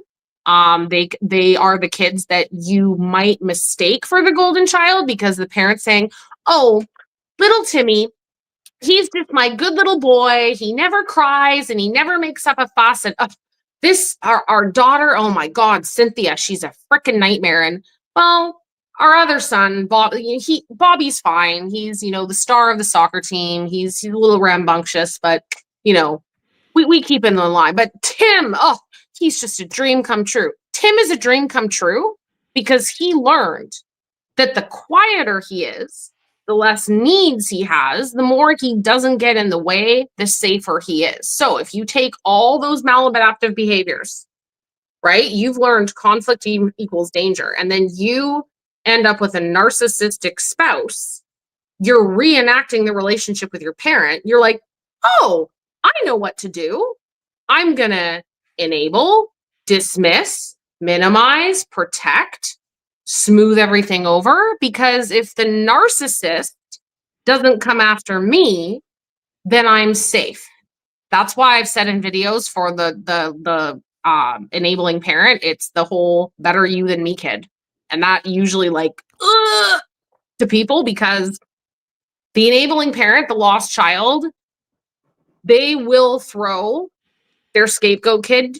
They'll throw any kid to the wolves if it means keeping themselves safe, because they have entitlement in a different way than a narcissist. They are entitled from a lens of comfort. They believe that they're entitled to be comfortable because they figured out a way to adapt so that they're comfortable. Their needs weren't met. They didn't get to be who they really were. They have a myriad of issues: anxiety, dismissive, avoidant attachment, maybe avoidant freaking personality. But they figured out that if I just shut it all down, I can stay safe. So the lost child is a very unique, very misunderstood, not talked about nearly enough role that I believe should be talked about, because I really think that there are a hell of a lot of enablers out there, both to the spouse and flying monkeys that are lost children. Here's the other thing. It always reminds me of Stand By Me, when the guy says, the narrator, like he was the invisible child, but he was also a little bit of the scapegoat too. If you watch the movie, right? Like the father was ridiculing him. Why can't you have friends like your brother? Why can't you be more like your brother? But because the brother died in the car accident, of course. But it's a very good example. That great movie for those of the people who didn't see that movie out there. It's a great movie. But the other thing you made me think of there was something I had read in Dr. Campbell's book, The New Science on Narcissism. One thing you mentioned earlier, which is that there is evidence that narcissists choose other narcissistic people. Not as much as them, perhaps, but also narcissistic. And again, that doesn't mean everyone who is in a relationship with a narcissist is narcissistic, but the evidence does say they are likely to choose another narcissistic person. And on the heels of that, there is no correlation between, and this surprised me too, or surprised me more, I should say. There is no correlation between narcissistic people choosing enablers or empathetic people. No correlation according to the literature. And I was like, wow. But what do you think about that? Well, this is what I kind of think about. Um, think about it like go to a dog park. And I'm being serious. Like go to a dog park. Like where I live in Victoria, we have, there's like designated places that you can take dogs and, that it can go off a leash and all that. So once the dogs are off their leash and they're like in their natural habitat, they're just ripping around. What do they kind of do? They mark their territory, they go up to other dogs, they like sniff out the junk, they're like, hey, who are you? Who are you? What's going on? And it's just science. Like dogs search out like mates, and they also search out like even like other dogs to play with that they think are going to be compatible with them, right? Like you don't see a huge Bernese mountain dog go up to a little Chihuahua and like, oh, I'm going to get into an argument with you. Like it's like the Chihuahua is going to like, it's just, you don't see that. So narcissistic people, whether they're aware of it or not, they sniff each other. They can smell each other in a room. I fully believe that. I fully believe that when you're dealing with a personality structure that is very concerned about, image management, maintaining power and control, they, don't want anybody to like know what they're really up to. I think that they behave in ways that other people don't. Like they just, it's appealing to them if they think that they can control them. It's also appealing to them if they think it's a challenge. In the same kind of way that someone that they think, like going back to there's no evidence about the empathetic bubble. Like I could see that. But again, it's what is going to serve my purpose? What's going to give me, what can I reasonably control them? Even if there's conflict, like what's going to give me that, like, mojo, admiration, supply, validation, like what does that particular narcissist need? What are they looking for? It's different across the board. So I could absolutely see, I know of people that are narcissistic and they are in a relationship with a person who I would be willing to bet at bare minimum has narcissistic traits. And it's real interesting to have a little spectator seat to watch it. Yeah, they'll ruffle some feathers out there if you talk about that too much. I know, and I didn't even mention that with Dr. Campbell when I spoke to him, but that is something that is in his book there. But on to the next role, the clown / mascot there. Well, something I haven't mentioned yet, which I should, is that these roles are not fixed, right? It's about the adaptive behavior. So I have a belief that just like, if you have an operating system like mine, like we would say our operating system is primarily autistic, and then we like have our tree branches. I'm primarily a scapegoat, but my hybrid adaptive behavior, that I had to use to survive, I am also very much a mascot. I am very much a mascot. I mean, you've talked to me enough to know, like, I'm not, lacking in the chuckle huts, and we have a good sense of humor together. But humor is something that I come by very easily. It's something, same with my brother. Like I do give credit to my dad. My dad is very, very funny. My aunt Trudy was very, very funny as well. She's the one that's passed away, so I don't mind like naming her. But we both, I can see through time, my brother and I absolutely resorted to Chuckle Hut stuff because it was the one thing that calmed my dad down. Like when he was being a tyrant, sometimes it was like, oh God, like I gotta just get the hell out of here. Like I don't know what I gotta do, but I gotta be quiet. I gotta tiptoe down the stairs. But other times, if he was just a little bit, like he was having some like male PMS, is like, okay, what's gonna yield the best result? I'm gonna come in here, tell a joke, crack a joke about, I don't know, my family's all about like movie quotes and shit like that. Like it would work. And so just like the golden child learns, oh, if I'm this way, I stay safe. Humor keeps the mascot safe. They learn that as long as I can be funny, as long as I can be lighthearted, as long as I can, decompress the tension out of the air, like Yeah. I stay safe. But the mascot is also they're concerned about other people's safety as well. So they're not just clearing the air out of the room to protect themselves, they're protecting the masses, which is very admirable. But what do you think happens to a mascot? Very, very high levels of anxiety, like crippling levels of anxiety behind, like under the hood. They might not always show it because they're very like it doesn't show up in like public speaking or something like that. Like nobody would ever just anxious. Like you speak in front of hundreds of people. No, they are extraordinarily anxious around conflict. So conflict is they don't like it. Like I hate conflict. I'm the exact opposite of somebody with like NPD. They thrive on conflict. They love it. They like eat it for breakfast. Like Peggy used to say, I don't know how to function. Real thing he said to my mother after I left. I don't know how to function without conflict. She's not answering me at all. She's like, I don't know what to do because like basically like I need her to fight with me and she's not doing it. And that was by design.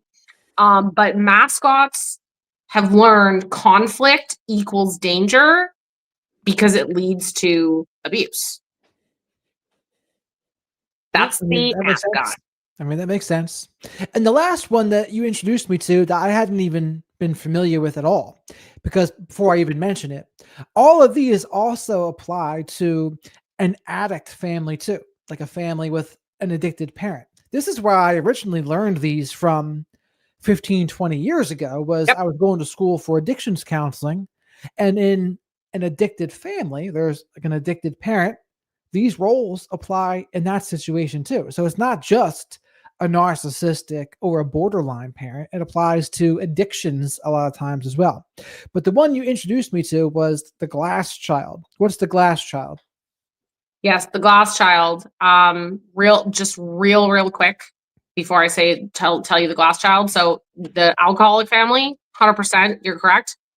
Family systems therapy and family systems, like as a general foundation.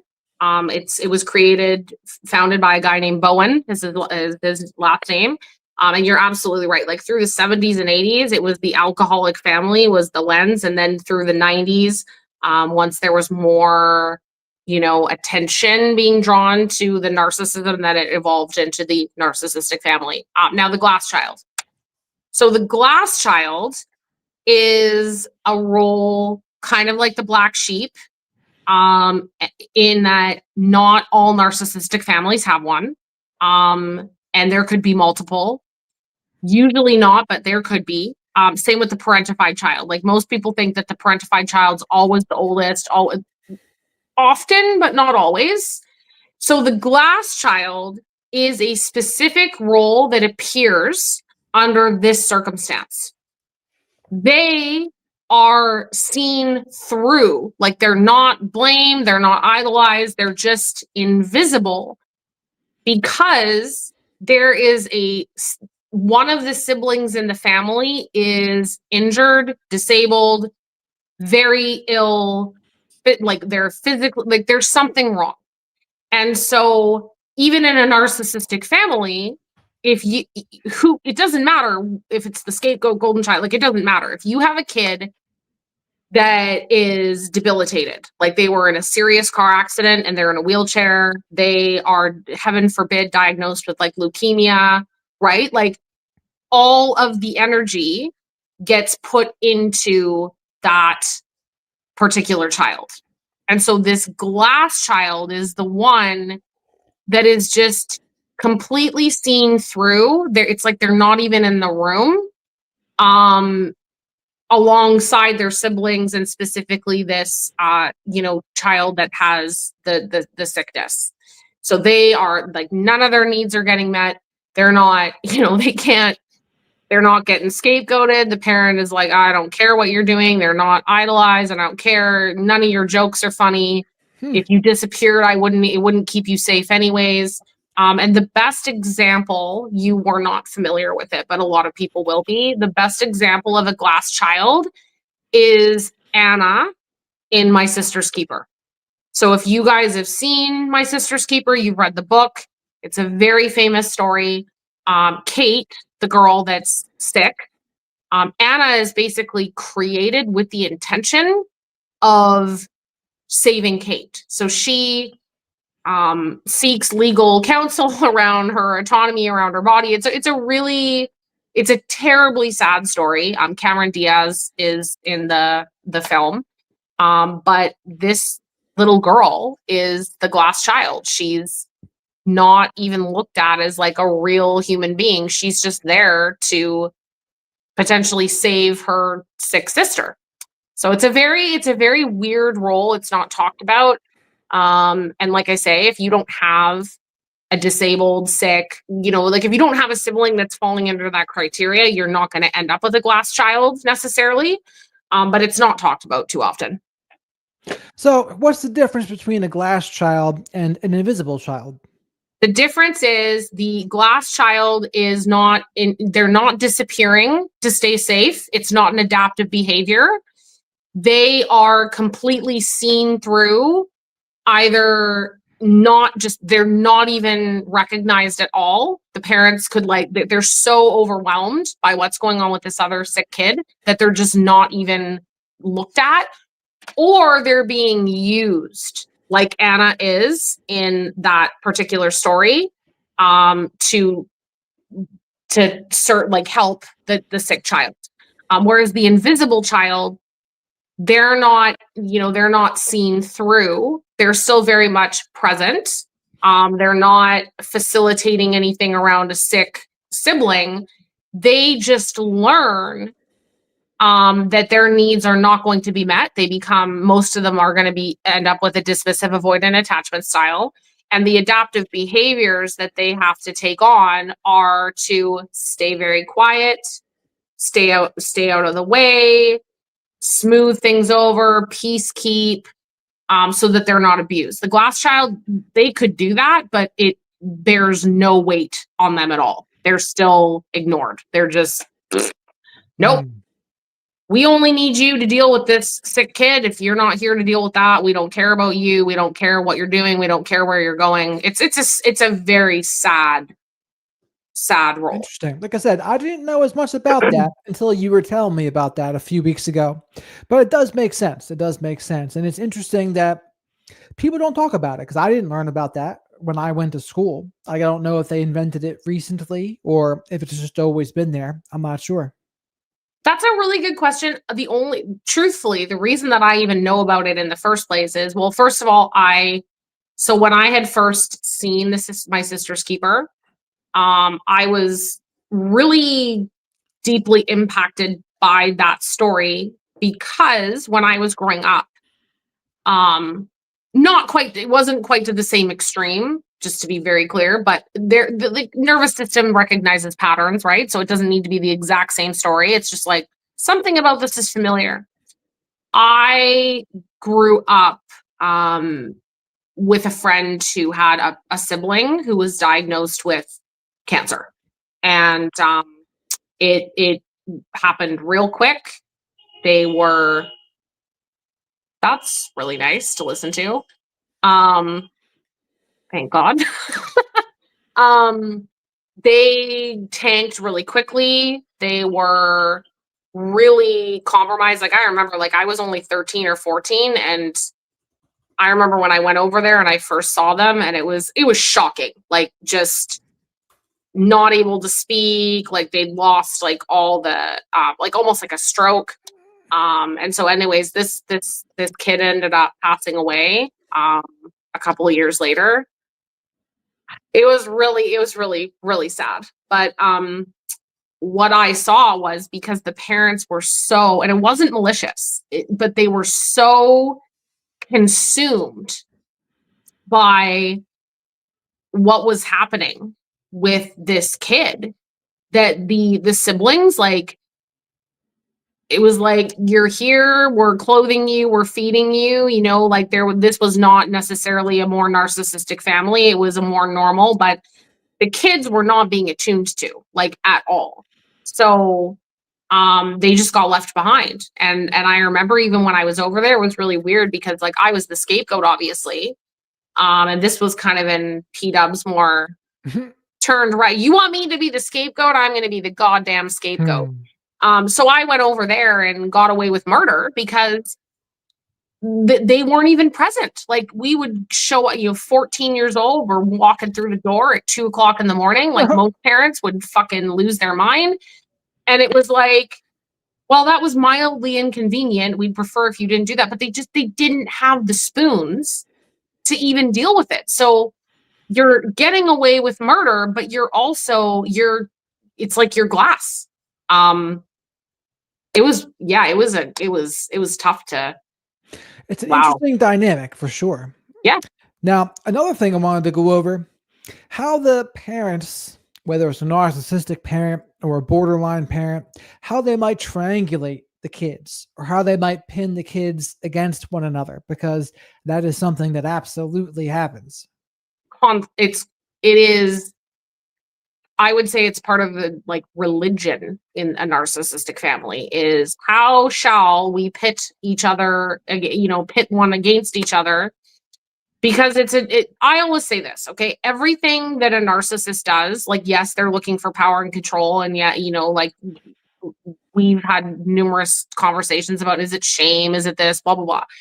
But they like this word, distraction. They really like that word. How can I create all this BS and distract the masses from the mess that I created? Well, they can do that very easily with that little triangle. And it's very easy to create conflict between two people that had none, right? With how they distract and pit people against each other. That's why, like, the sibling rivalry thing, that was not ever actual sibling rivalry that I experienced, because I've talked about it. It was created situations where I would have a reaction and then it's, oh, you're ridiculous, it's sibling rivalry. And now, instead of, the narcissistic parent's behavior being the problem, your reaction is the issue.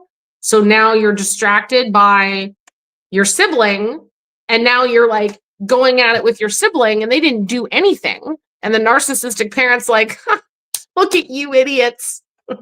Look at what you did, you little jerk. All of my lines. But that's what they do. So they love to bring a third party in to the equation. They're like, oh shit, I just did this thing and I'm gonna get caught. So how do I distract? Oh, you over there, get over here. What is this? And then everybody's like, oh my God, like, what is even going on? And the narcissist just, F's off, and they're like, yeah, got out of there scot-free. How about that? Yeah. And there's many versions of this too. Like, for example, I had a cousin growing up. He would always try to get in between my little brother and me. It would never be all three of us hanging out together. He would have to like try to hang out with one or the other and try to pit us against one another. Yep. He was pretty, he's a little pretty out of control, like narcissistic or whatever you want to call it. It was definitely not good, but he was that way as a kid.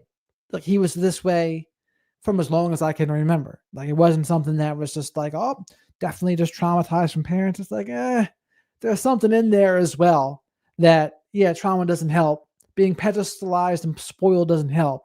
But he was like that anyway. And here's the other thing, though, too. This is a little bit different, but it's certainly parallel. So we talk about all the family roles in a dysfunctional family, narcissistic family. But there's a kind of a different thing going on with a narcissistic family cult. Because I think when there's a narcissistic family cult, there seems to be more of, like, it appears like unity from the outside, but that's not really what it is. But often there's some sort of business or power or money at stake.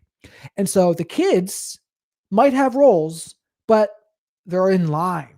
Like the narcissistic parent with the power, they're pulling the strings and they're calling the shots. And the kids, they act like, well, I want to be in favor of it with, or in the narcissistic parent's favor. So, and I want to get the inheritance, or I want the business. So it's a different kind of version of a dysfunctional family, if you ask me, where there can be roles. I mean, you can talk about, like, Trump's family might be an example of this, and there's many other families that might be an example of this, but it's a different kind of dynamic, but also similar. But what do you think about that? Oh, well, 100%. I literally did a video. Oh God, it was like within the last week or two. And I talked about, I got in, a person asked a question.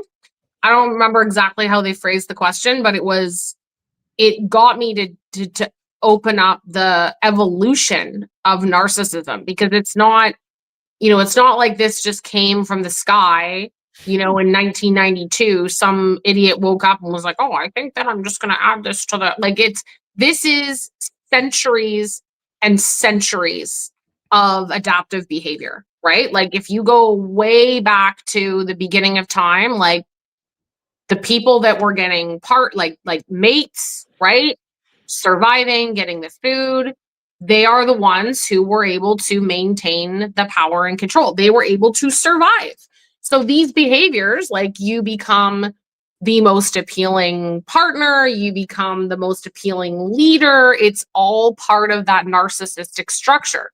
Then you fast forward to, like, the monarchy, like, once we have, like, kings and priests, and it's all about the heirlooms and thou shall take on my name. It's when we watch, like, Game of Thrones, when we watch, I mean, I'm going back into, like, that time period. If we watch, like, we look at The Sopranos, we look at The Godfather, like, if we look at those kind of family systems, like, yeah, they've got, the cult thing going on behind the scenes. They've got the dynamics. I think it's, like you say, it's less so than just a little old family system. But this is, like, guys, this is centuries and centuries and centuries of the throne being passed down. And the children absolutely, often fall in line more so, because look at what was at stake, thousands of years ago, in comparison to, like, kind of what's at stake now, like treason, like getting, like, hung in the courtyard. Like, those were very real things that happened in those times that don't now. Like, scapegoats, or the psychological warfare that we go through is crazy. Like, it causes a lot of complex trauma. But, like, dude, in my family, if I blew the whole thing up, even if they had millions of dollars, which they don't, I don't have some, like, innate fear that I'm not going to inherit the family jewels, or that I'm going to be hung in Centennial Square here in Victoria. Like, that's not in my reality. So I behave. The adaptive behaviors are different. But 1,000 years ago, I would have very different concerns about my role and what the hell I'm supposed to do with it than I do now, right? Sure. I mean, you can say it starts back with Cain and Abel in the Bible. There's some of that there going on there too. Yeah. And since you are in Canada, what are their thoughts about people like Meghan Markle in Canada? God. Do they have any thoughts about her? Because technically they're a part of it, right? Yeah, so you get both sides of the coin. So you get people who are um very like anti Meghan Markle and Harry. Like, they're like, oh my God, they separate, they're narcissists, blah, blah, blah, blah, blah. And then you get other people that say, no, Harry is his mother's child. He is the one that broke free from the royal family, and he's trying to adhere to his mother's legacy. He has, like, a lot of his behavior would suggest that that's true. Where Meghan Markle fits into it, if she's a narcissist, if she's not, I mean, whatever. But I think the part that people forget, right, is that, and this segues into our other convo. Mhm. People think that they've got it all figured out. You know what? If I was Harry, I would do this, and I would do this, and I would say this, and I would behave this way. And he says that he wants out of the family, and then which one is it? He's a narcissist. And I'm like, dude, he's a royal. Like, at the end of the day, he is heavily, like, he's sought after. The paparazzi is on his ass all the time, whether he hides or he doesn't. He is trying to, like, carry on his mother's legacy. Like, the pressures that he faced, like, I don't care who you are, you don't have a clue. We don't have a clue what goes on in his world, what his pressures are, we can have an opinion about it. We're all allowed to have an opinion about it. But the people that think that they know, if they were Harry, here's what I would do, and this is what I would do with Meghan. You don't know that. Your mother wasn't Princess Diana. You didn't lose your mother in a car crash. Like, you have no clue. So I'm over here like, I think I personally, I have a soft spot for Harry. I do. I always have. I don't. I didn't know that. Yeah, I don't. Which is funny because when I was growing up, it was my age, right? William, William, William. Everybody, all the girls wanted Prince William. I was like, there's something about Harry. Something about him. He's more like his mommy. And I know, boomers will say they know where they were when JFK was shot. In my lifetime, I know exactly where I was and what I was doing when Princess Diana was announced deceased. I know where I was, 9/11, obviously, even though Canadian, I think we all do.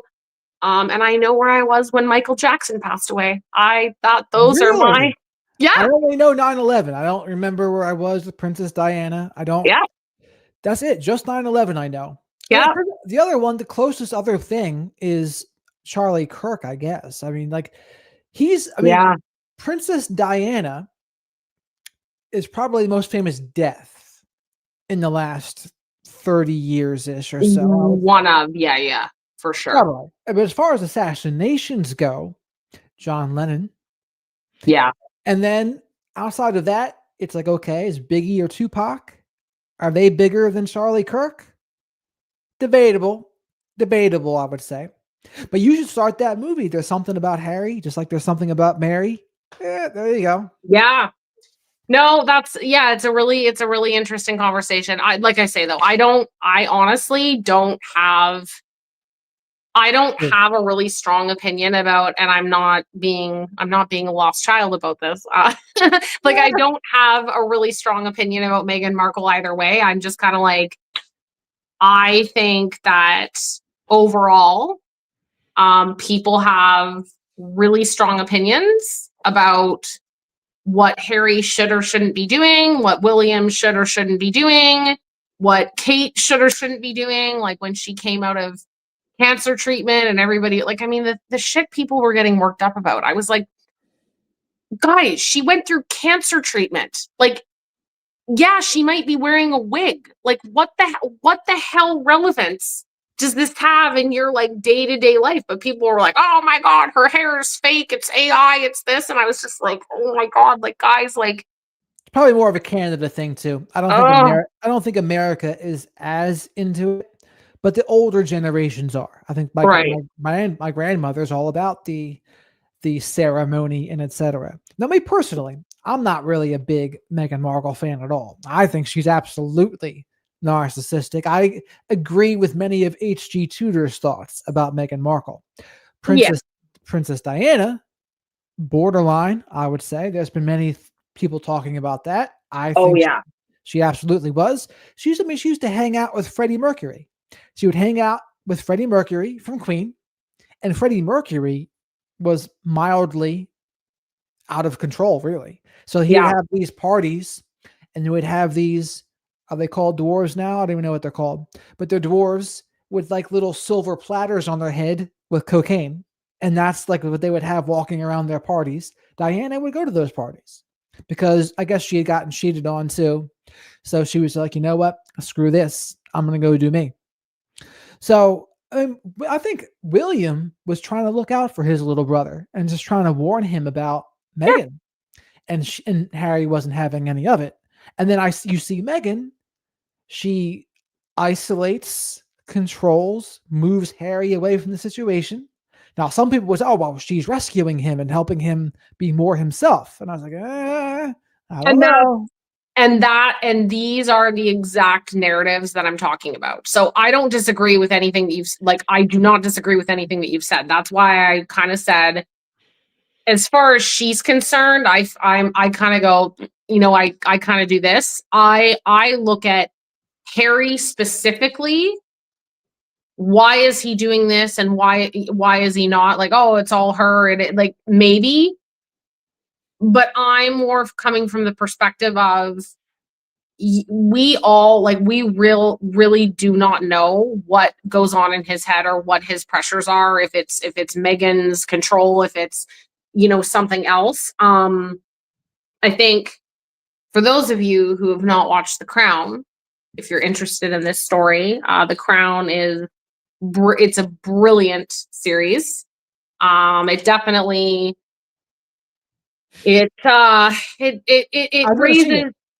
Oh, dude, it's so good. Like, it's really, really, really, really well acted. It's well put together, but it you get left with a lot of questions. Like, like, there are a lot of people that believe Diana's whole accident was set up, like, that it goes into the conspiracy, that it was not just a car accident. Like, there's a lot of stuff that went into it.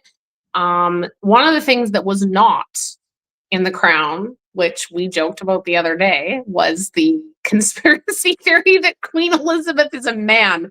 I had never heard that in my life. Some people are getting a little out of control with some, because there are some conspiracies that are true. Like I mentioned this the other day about the Gulf of Tonkin in Vietnam incident. That was a fabricated incident that got America involved in the Vietnam War. But Right. back then, if you were to say that, you would have been called crazy and delusional. But many years go by, and now actually you were just correct. Now, JFK, I think officially there's still no conspiracy, but most people think, well, at the very least, it was getting us into the Vietnam War. Some people think he wanted to abolish the Fed, and so that's why they got rid of him. But we'll never know. Well, I think there's certain files that Trump did release, but I also think there's other files that are not still released, for that matter. But I mean, back to the conspiracy thing, though. H.G. Tudor, he goes into Meghan Markle all the time, and he's also started talking about our buddy, Erica Kirk.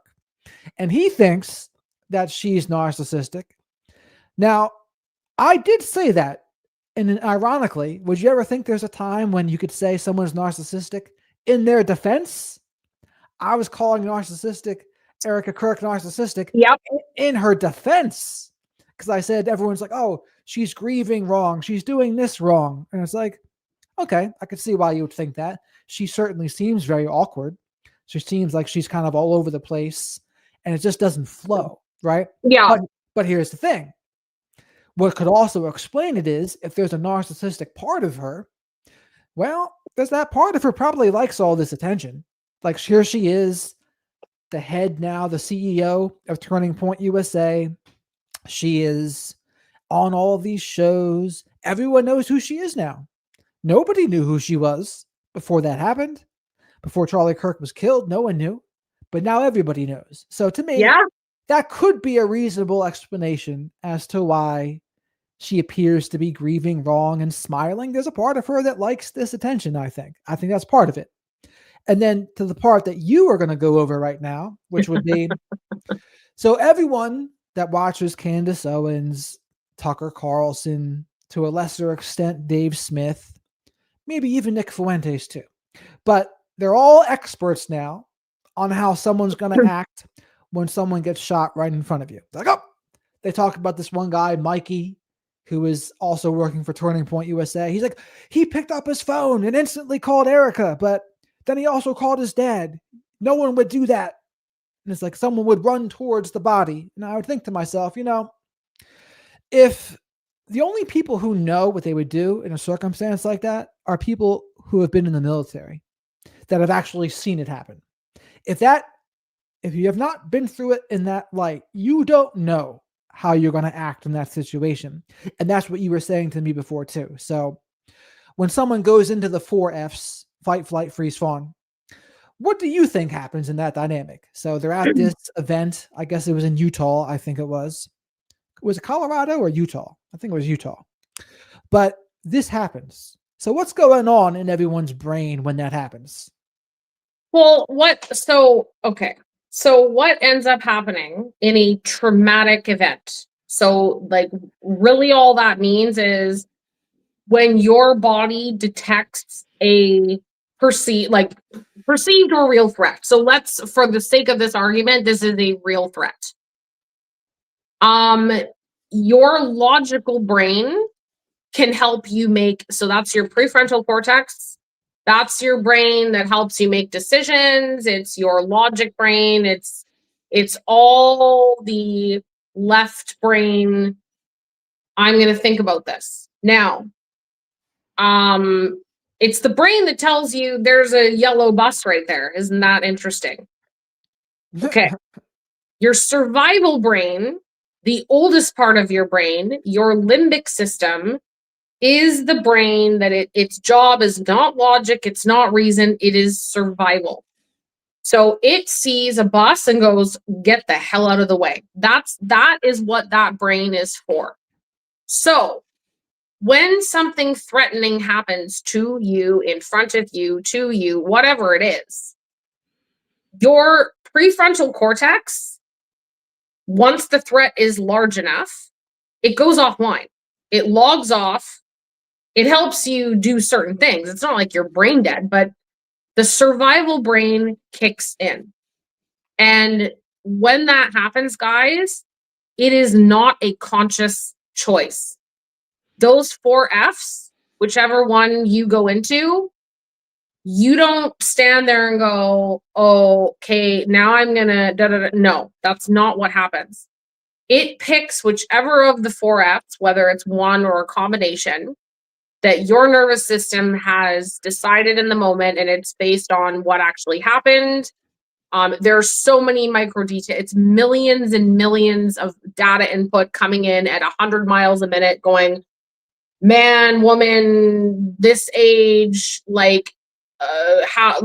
it logs all of it, and it leads you to some kind of decision, whether it's, I have to fight, right? I have to fight my way through this situation. That's the best survival strategy. Whether it's, I need to evacuate. I need to get the hell out of here as quickly as I can. I need to run away. I need to flee. Maybe it's to fall down like a goat and pretend I'm dead. Maybe it's to completely stand there frozen and do nothing because I'm in shock. Or relationally, maybe there's going to be a lot of fawning, people pleasing, doing shit that doesn't make sense. Regardless, your limbic system picks the one that thinks this is my best chance to get out of here alive. There's no logic. There's no reason. This is why people who have post-traumatic stress disorder, guys, they relive that event after it's over as though it's happening right the F now. So you get that flashback, physical sensation, reaction, panic. I'm all over the place. It's humiliating for the person going through it because it doesn't make sense to them in the moment. That's what post-traumatic stress disorder is. It's not a logical part of the brain telling you this is what I should do. Because guess what? If it was that simple, guys, we'd all think our way out of trauma. We'd have no time for it. We'd go, well, that's really dumb. I don't want to worry about that. So this is why I get very irritated when people in the comments that are literally, guys, okay, right now I have a fireplace next to me. I'm sitting here on Friday and I'm looking at my phone. I'm regulated. I'm in my prefrontal cortex and I'm watching, and we're desensitized as a race right now. Like humanity is desensitized. We've seen horrible shit. We're like, oh, look at that. And I'm going, oh my God, a plane is crashing. Now, what does this man do? Why is he running that? What is this guy doing? Why is he running that way? And then you get all these people in the peanut gallery that start criticizing this dude that he ran the opposite direction of the person that needed help or needed CPR. Like they think that they know exactly what they would do. And I'm like, you're looking at this through your prefrontal cortex, which, yes, it is telling you what you should do because you don't have to survive it. So until you are the guy in front of the plane with all the sounds and the sights and the overwhelm, and you have no idea. So you can be irritated about it. You can feel, I mean, I've seen some shit where I'm like, oh my God, why would they do that? You can be as pissed off as you want and have an opinion, but for people to go on to say, no, I would have done this, I go back to what you said, Jared. Unless you are special forces, you're military, you are trained for these kind of operations, you've been hired with ulterior motives to do something specific, or you have a personality structure that allows you to experience horrific things and you're not fazed by it. Like those are kind of your criterion. People are going to react in a way that makes no sense to you because they're not in a logical state of mind. The end. I rest my case. And that's what I would want people to realize and understand. It's like, yeah, you can think you would do this. You can think you would do that. You can judge and micromanage everything you see somebody do after a tragic event like that. And that's even if some people were thinking, oh, the whole thing's a hologram anyway and fake, which right. I don't agree is true. But that's what some people were saying. And it's like, you just don't know. You don't know what you're going to do until you're in a situation like that. So everyone's putting the people there and their behavior under the microscope right now. And I don't necessarily think it's a fair thing to do. And even to Erica Kirk, I don't necessarily think it's a fair thing to do, where here she is. I mean, give it the most charitable interpretation for her. It's like she's 0% involved, and she did just lose her husband and the father of her two children.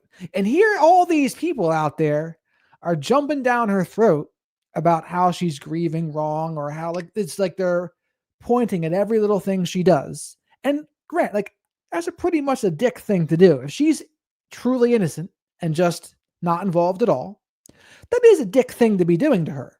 But as it is, the climate that we live in, the conspiracy climate, the social media climate, the default position for so many people is, oh, there is something fishy, and she must be in on it. And so that's got to be pretty shitty, though. Like, imagine if she's truly innocent and then this is what she's dealing with online. That is a shitty thing. Like, that's just what someone who's lost their husband has always wanted, to have everyone think that you're in on it and you enabled it to happen or something, right? Well, there's a guy that there's a lad that we both follow along. I've actually talked to him, Kaylor Betts, and and he's talked about this, and I think he has a really grounded. Honestly, he has whether you agree with his things are not. Like, what does he say about it? I haven't seen him pop up for yeah, me so recently. his grounded opinion on it is, okay, sure. Are some of the things that she's doing like we don't, I mean, you and I rip about it behind the scenes. Like we some of it is weird. Okay, like let's just be real. You know, we're allowed to have an opinion about it. We can say that, is it possible that, like, go through the list of conspiracy theories. I'm not even going to get into all of them. You guys all know what they are. Is it possible? Yeah, anything is possible, really. Like, the possibilities, I think we can all agree, since the pandemic, we've seen a lot of really weird shit in this last 5 or 6 years. But Kaylor says this. Yeah, have an opinion about it, but we need to learn how to hold nuance and two truths. Like, we don't actually know the truth. At the end of the day, you can have 816 opinions about it, but you don't actually know what's really going on. You don't know how she's really feeling. You don't know. You can say that she does weird shit all. People comment on what celebrities are doing all the time. I mean, look at all the people that have opinions about, Britney Spears, like, oh my God, like the conservatorship ruined her. Oh, she needs the conservatorship back. Like, look at the way she's acting. Like, people are all over the place with all of their stuff. And it's like, you're allowed to have an opinion, but you are not God. You're not, if you think that you know everything about everything, like that in itself is a bit narcissistic. Like, you're having a God complex. Like, I have opinions about things, I have ideas about things, I have intuition about things. But do I know unequivocally until something is proven that that's the case? No. Should I start screaming and yelling at people that, don't agree with me or think differently than me? Well, what's that going to do? Like, is that going to bring peace to your life? Like, it certainly doesn't bring peace to mine. So I don't know. I think there are this is my honest opinion. There are a lot of very angry, dysregulated, lacking nuance, and I'm not even just saying narcissistic. Like, there are a lot of people out there that are very dysregulated and they don't really know what they're talking about, and they just start ranting and raving about, oh, I know everything. And it's like Christ, I know a lot about the narcissistic family. I've sat here and talked to you about it for 2 hours and 16 minutes. I don't know everything. There's new research all the time. We talk about it constantly. To do this work, you have to have a scientific, like, I'm a very emotional person, but you have to have a scientific lens. Things evolve all the time. Guys, think about in our lifetime, all the different stuff we've heard. Oh my God, don't eat eggs. They're terrible. They're full of cholesterol. You're going to die if you eat eggs. Now it's like, oh my God, eggs are great. Like, the Atkins diet. Like, there have been thousands of different messages of what's good, bad, what's going to kill you, what's not, like, science is always evolving, and we have to be aware that things are going to change. Like, science is going to change. Things are going to evolve. Have your beliefs about it. That's cool, but you don't need to, like, bombast someone for it. Well, they can't help themselves with that. Yeah, because they're dysregulated and they don't have any freaking skills, and they have no awareness of how, I don't know. Well, that's one explanation. Another explanation is maybe they're just not that smart. And so sometimes the people, or they're closed-minded. And so the problem with many closed-minded people is their mouths are always open. So that's what it is. A lot of times, I think they don't see other perspectives. They think they're right. They're probably not the brightest. And then they fire away. They fire away. In the words of our favorite character, Jared, I might not be smart, but I know what love is. And that is applicable here. You don't need to be the smartest person in the room. or, you know, maybe you're not that smart. I don't know. But there is something lacking all over the place that I see in some of these conversations. Empathy. There is a extraordinary, shocking lack of empathy that I'm seeing in the world.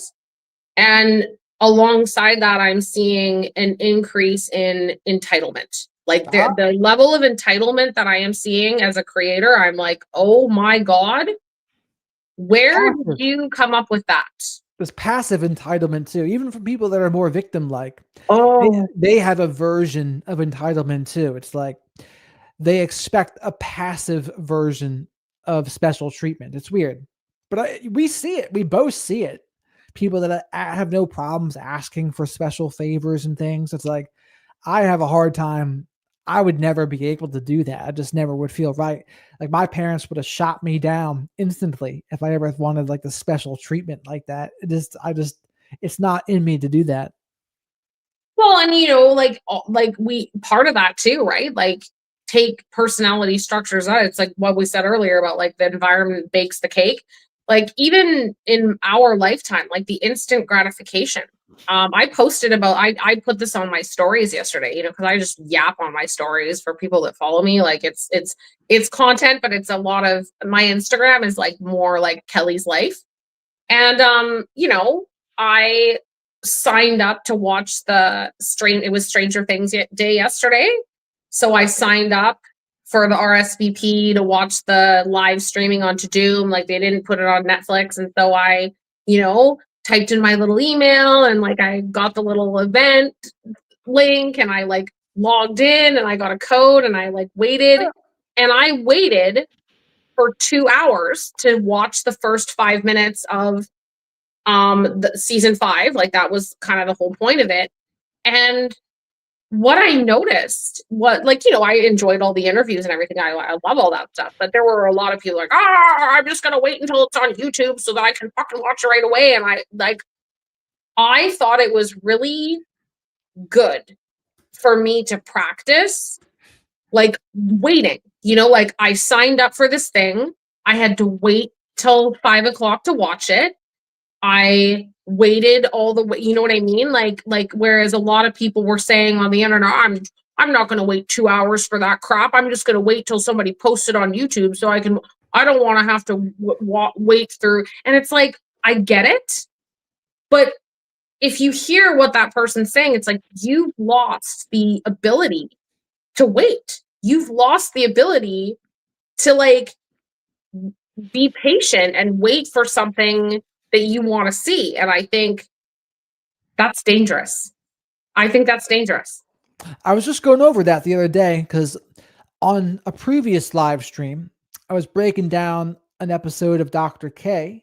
He was a guest on The Diary of a CEO. And that's exactly what they were talking about. They're talking about the ability to be still.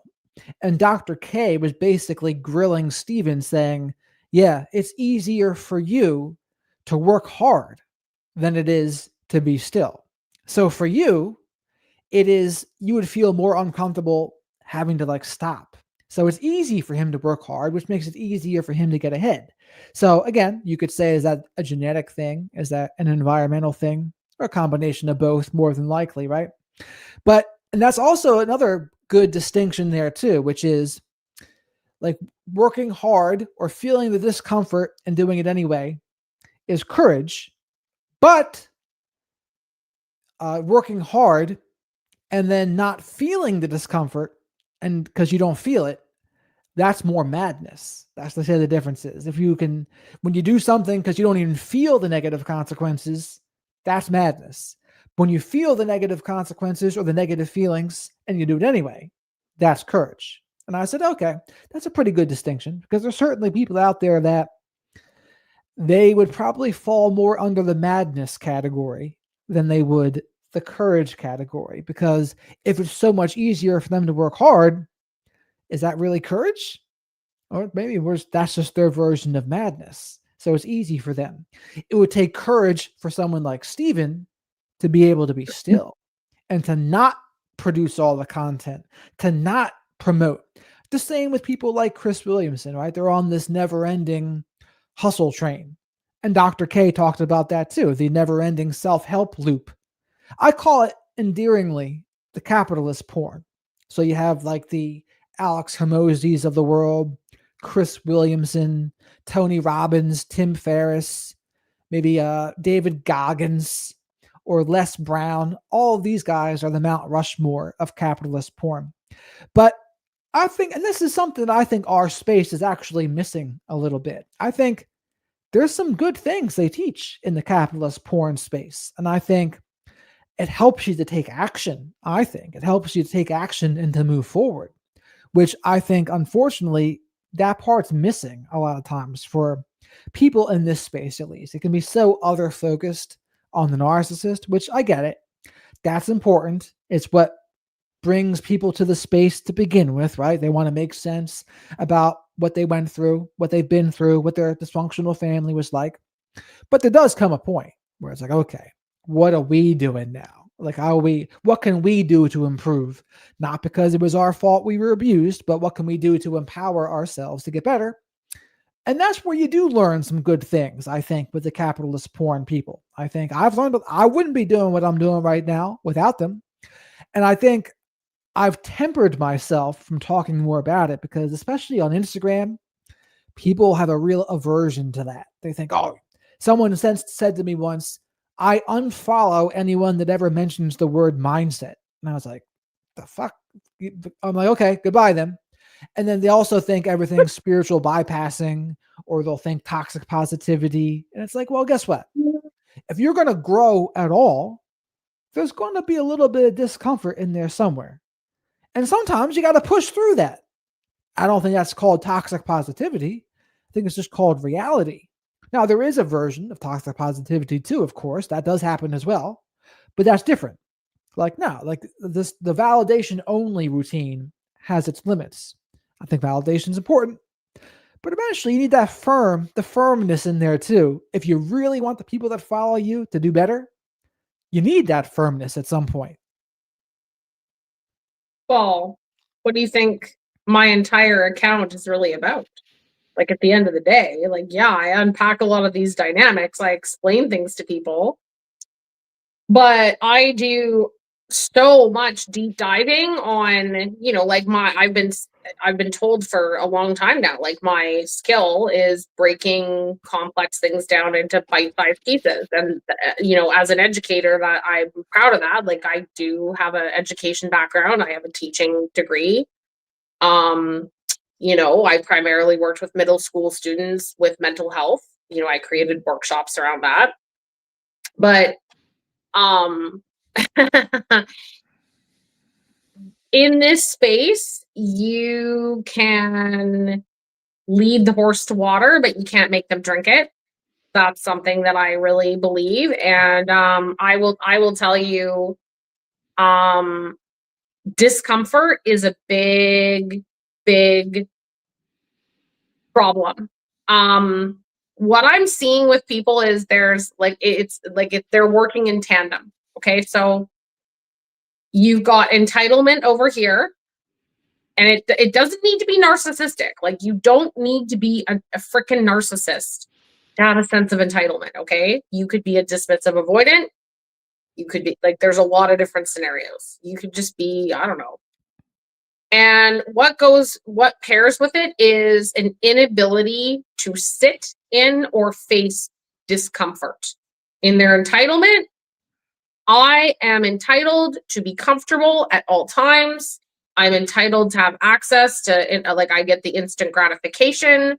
There's a lot that goes into it. And what you're seeing in these spaces, unfortunately, is they want it to begin and end with the narcissist is the problem all the time. There's nothing else to look at, and they're the villain. And as long as I have that in my narrative, everything is fine. And it's like, well, it is true that their personality structure can be extraordinarily problematic. We know that, right? Like, that's not up for debate. But the nuance part is missing. And I'm not on a soapbox here. Like, guys, like, I am disorganized, attached, complex PTSD. I have a structural dissociative disorder. Like, I am walking in a minefield of shit.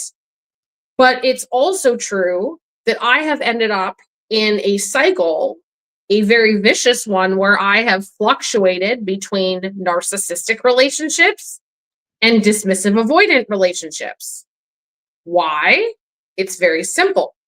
Somebody with NPD, they're more explosive typically, even if they're they're concerned with power and control. They put you through abuse cycles. They all the things. Now, think about it like this.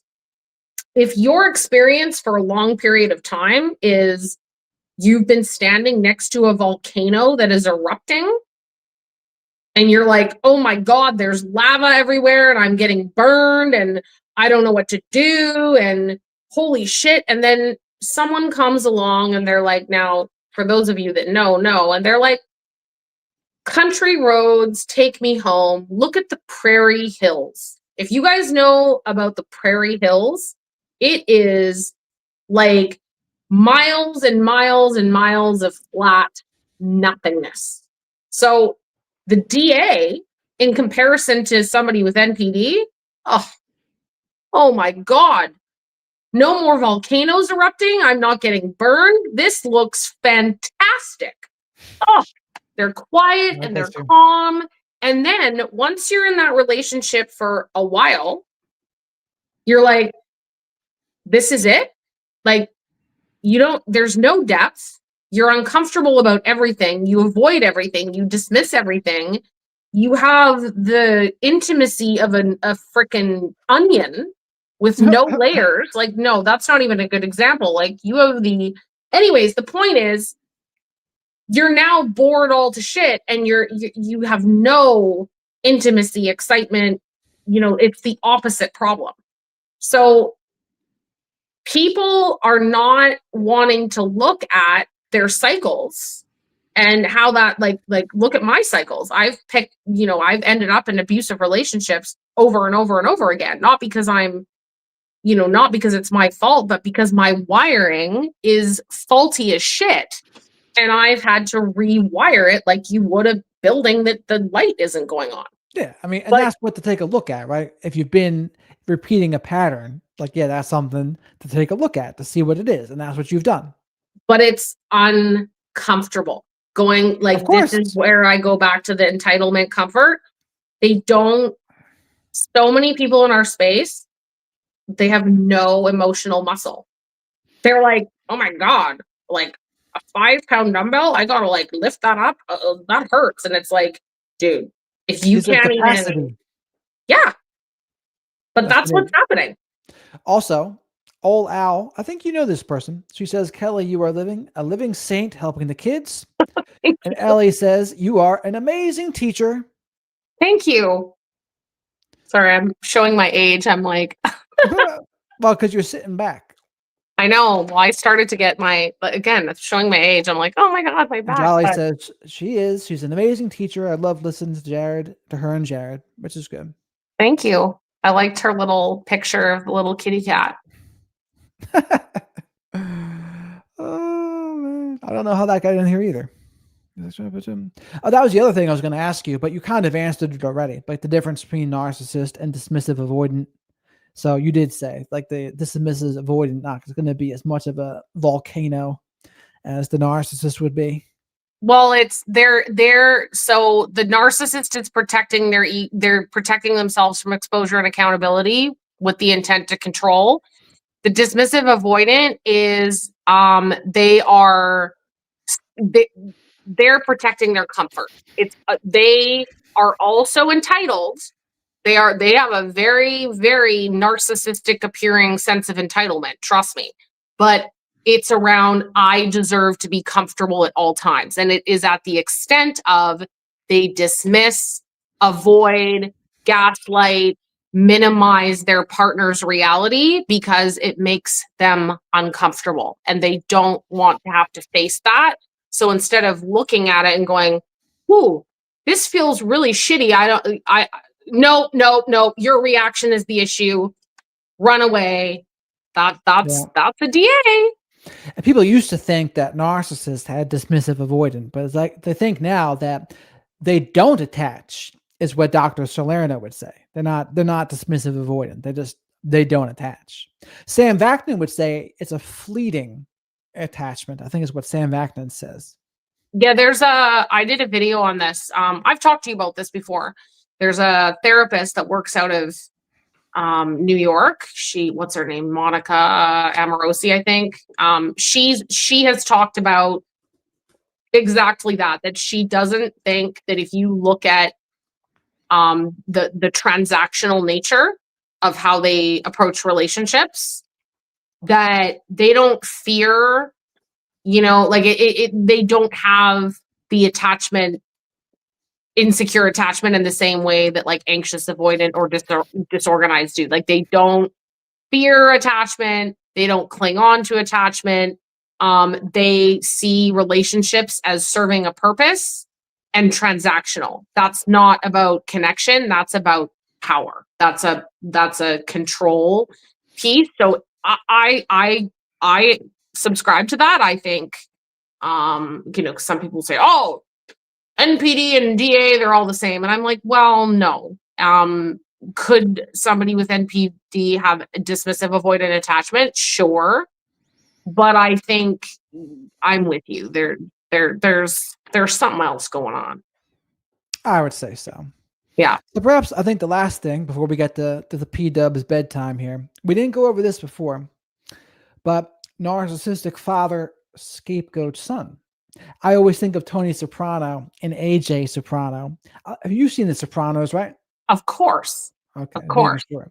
So that's one of the more popular versions, I would say, of the narcissistic / antisocial father, scapegoat son. But what would you say are the unique things about that? I think that there's a similar dynamic actually with the narcissistic father to the narcissistic mother with the scapegoat. Because, in these families, especially, right, like going back to that like monarchy thing and that cult thing, the son is supposed to be like, they are looking to the son as the next leader. Like they're going to inherit the throne. These are just traditional family values. So please, nobody come after me. But most parents in those dynamics are like, my son is going to inherit everything. They're going to carry on the family name. They're going to, inherit the family business. And my daughter, she will marry a man that I deem acceptable, that will have his own family dynamic that matches ours, that he takes care of her. That's kind of what you traditionally see. So if you have a son that is not fitting this bill, they are not fitting the image, and you've got a narcissistic, more misogynistic, I know you don't always love that term, but for the sake of this conversation, it matters. That wants that son to adhere to this specific criteria, and that kid it's not happening. That kid is going to be blasted. Like they are heavily abused, mistreated, and it doesn't necessarily need to even be, everybody's like, oh, what does that even mean? Well, they're verbally abused, emotionally abused, they're neglected, they're made to feel inadequate as a human being. That's what I see with narcissistic, both mother and father, especially with the son. One thing about The Sopranos there, once someone said this, I could never unsee it, but they said, oh, no. Tony Soprano would treat the bouncer at the Bada Bing the way he wanted to treat AJ, but never could because of Carmela. And I said, oh, that makes perfect sense. Yeah. Ooh. Because if you go back, there's actually highlights of how Tony would treat that guy. And in that one video I've seen of it, because they're all back to back, you might not realize it over the course of 5 seasons, but when you have it in that back to back to back to back, you're like, oh my God, he treated him awful. Like out of control. Like, and it was, yeah, that's exactly how he wanted to treat AJ, but he couldn't because of Carmella and other reasons, but he let out his frustrations on that other guy. Yeah, you got me. I was like, "Ooh, I wonder. I want to watch The Sopranos again." But in Canada, anyways, that you can watch it on YouTube for $2.99 per episode, which is, I know it's so outrageous. Or HBO Go. what's that? HBO Go is what you need. No, we don't have that in Canada. What? No. Why not? Why not? I don't know. Because, dude, you know what? There are really good things about living in this country, and there are things that make me shake my head, especially since I've lived both places now. So I have a very accurate read on my opinions. Like, that's the thing, right? With like a lot of the stuff that's going on in America, and people, kind of ask me like what I think about it, and I answer it from the lens of having lived there, but also living here, because I sometimes have a different answer for the scenario depending on the lens, which I know sounds really weird, but gives you just more nuance of things. No, I mean, it makes perfect sense. I don't know why Canada wouldn't have HBO Go, but I guess if you want to watch, you got to pay $2.99 an episode. Or you have to, you know what I have to do, which is so crazy that I've never even looked into this, given all the shit that I've gone through, is like VPN, like getting a VPN and logging. Yeah, like why have I not done that with all the like cyber stalking You crap tell that I've me. gone through? You tell me, P Dubz, why didn't you do that? Because, Jared, I'm being avoidant and I'm not leaning into this discomfort, and I don't want to pick up the dumbbell. Get a Nordstrom VPN. Got to listen to Ben Shapiro and his whatever the hell else he says on his VPN advertisements. Hey, at least I'm being honest about it, though. So that's very important. Yeah. In my 5 ingredients for change, honesty is number 2. It's important. What's number 1? Accountability? Pretty much. Well, there's 5 ingredients. Humility. Humility is another ingredient because you got to admit you have a problem. That's the humility. Honesty is admitting exactly what the problem is. The third one is willingness to change. Fourth one is the action steps and doing the footwork. The fifth one is resilience, because it's going to get hard, but not giving up and keep going. Right. So if you can do those 5 things, you can change. But even if just maybe one of those is out of whack, the whole thing might be out of whack. Right. What a problem. No, that's cool though.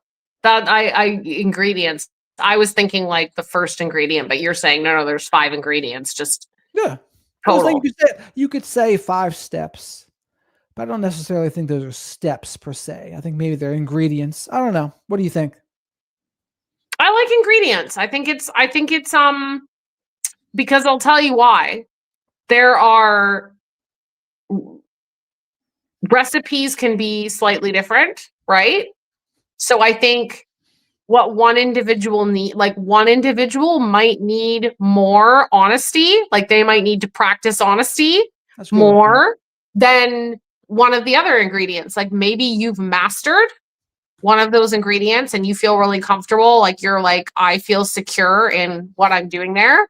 And then maybe one of the other ones, you're like, ooh, I kind of probably need to, these cookies didn't turn out. I probably need to add more baking soda next time. Right. Yeah. I mean, that's how it would go. I mean, that's basically what a 12-step program will tell you to do, right? It's kind of like that.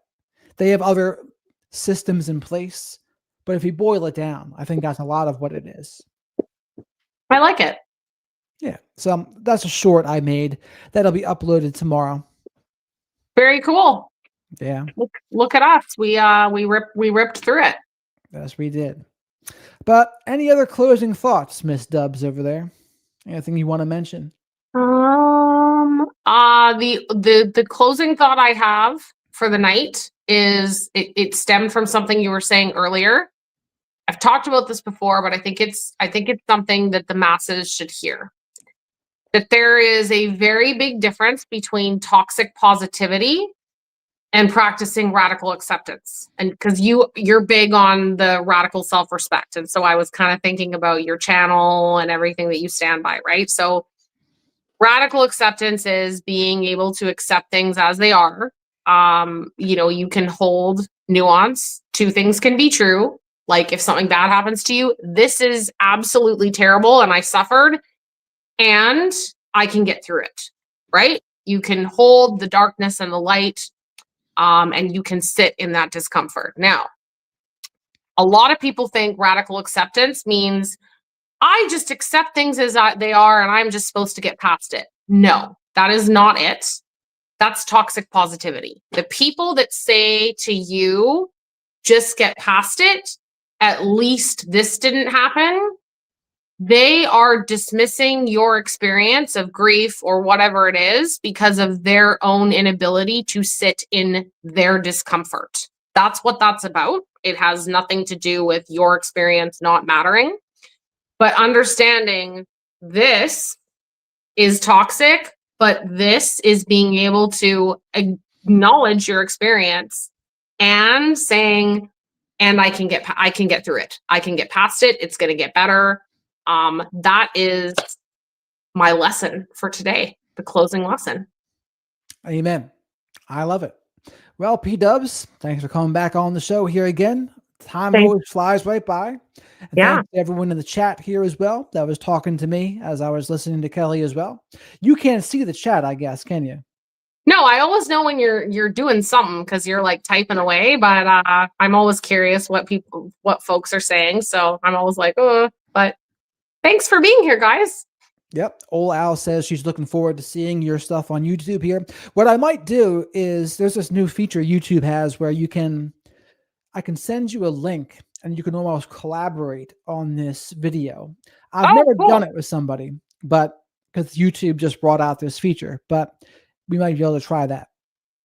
Yeah, well, I'm trying to like do this with YouTube, right? People have been asking me for months to get on this platform because I really should just evolve into longer content creation. That really is my baby. I just think I need to accept, like, guys, you're not going to see a lot of 2 things the narcissist does at dinner time. You're not going to get a lot of that out of me. You're going to get the deeper dive, like let's become the best version of ourselves that we can. And some people don't want to invest in that. I do. So if you it's your forum because I think it's better longer form for YouTube than it would be on TikTok. TikTok's mostly like crack, but there is like a 10-minute option on the old Tickety Talk. Yeah. Right. Like we had said before that some men don't have the 10-minute option, but you got the 10-minute option on there at a point. Right. But I need the 10-minute option. I need the men to have the 10-minute option too, but we can't all have what we want in life. That would be entitled, wouldn't it? Nah. No, you need your 10 minutes. You can go an hour. You can go an hour on YouTube. An hour? 2 hours and 47 minutes even. I'm already in pain thinking about that. What's that? Oh my Lord. So inappropriate. I know. All right, everybody. We got rock and roll here, but have a good night. Boop, boop, boop.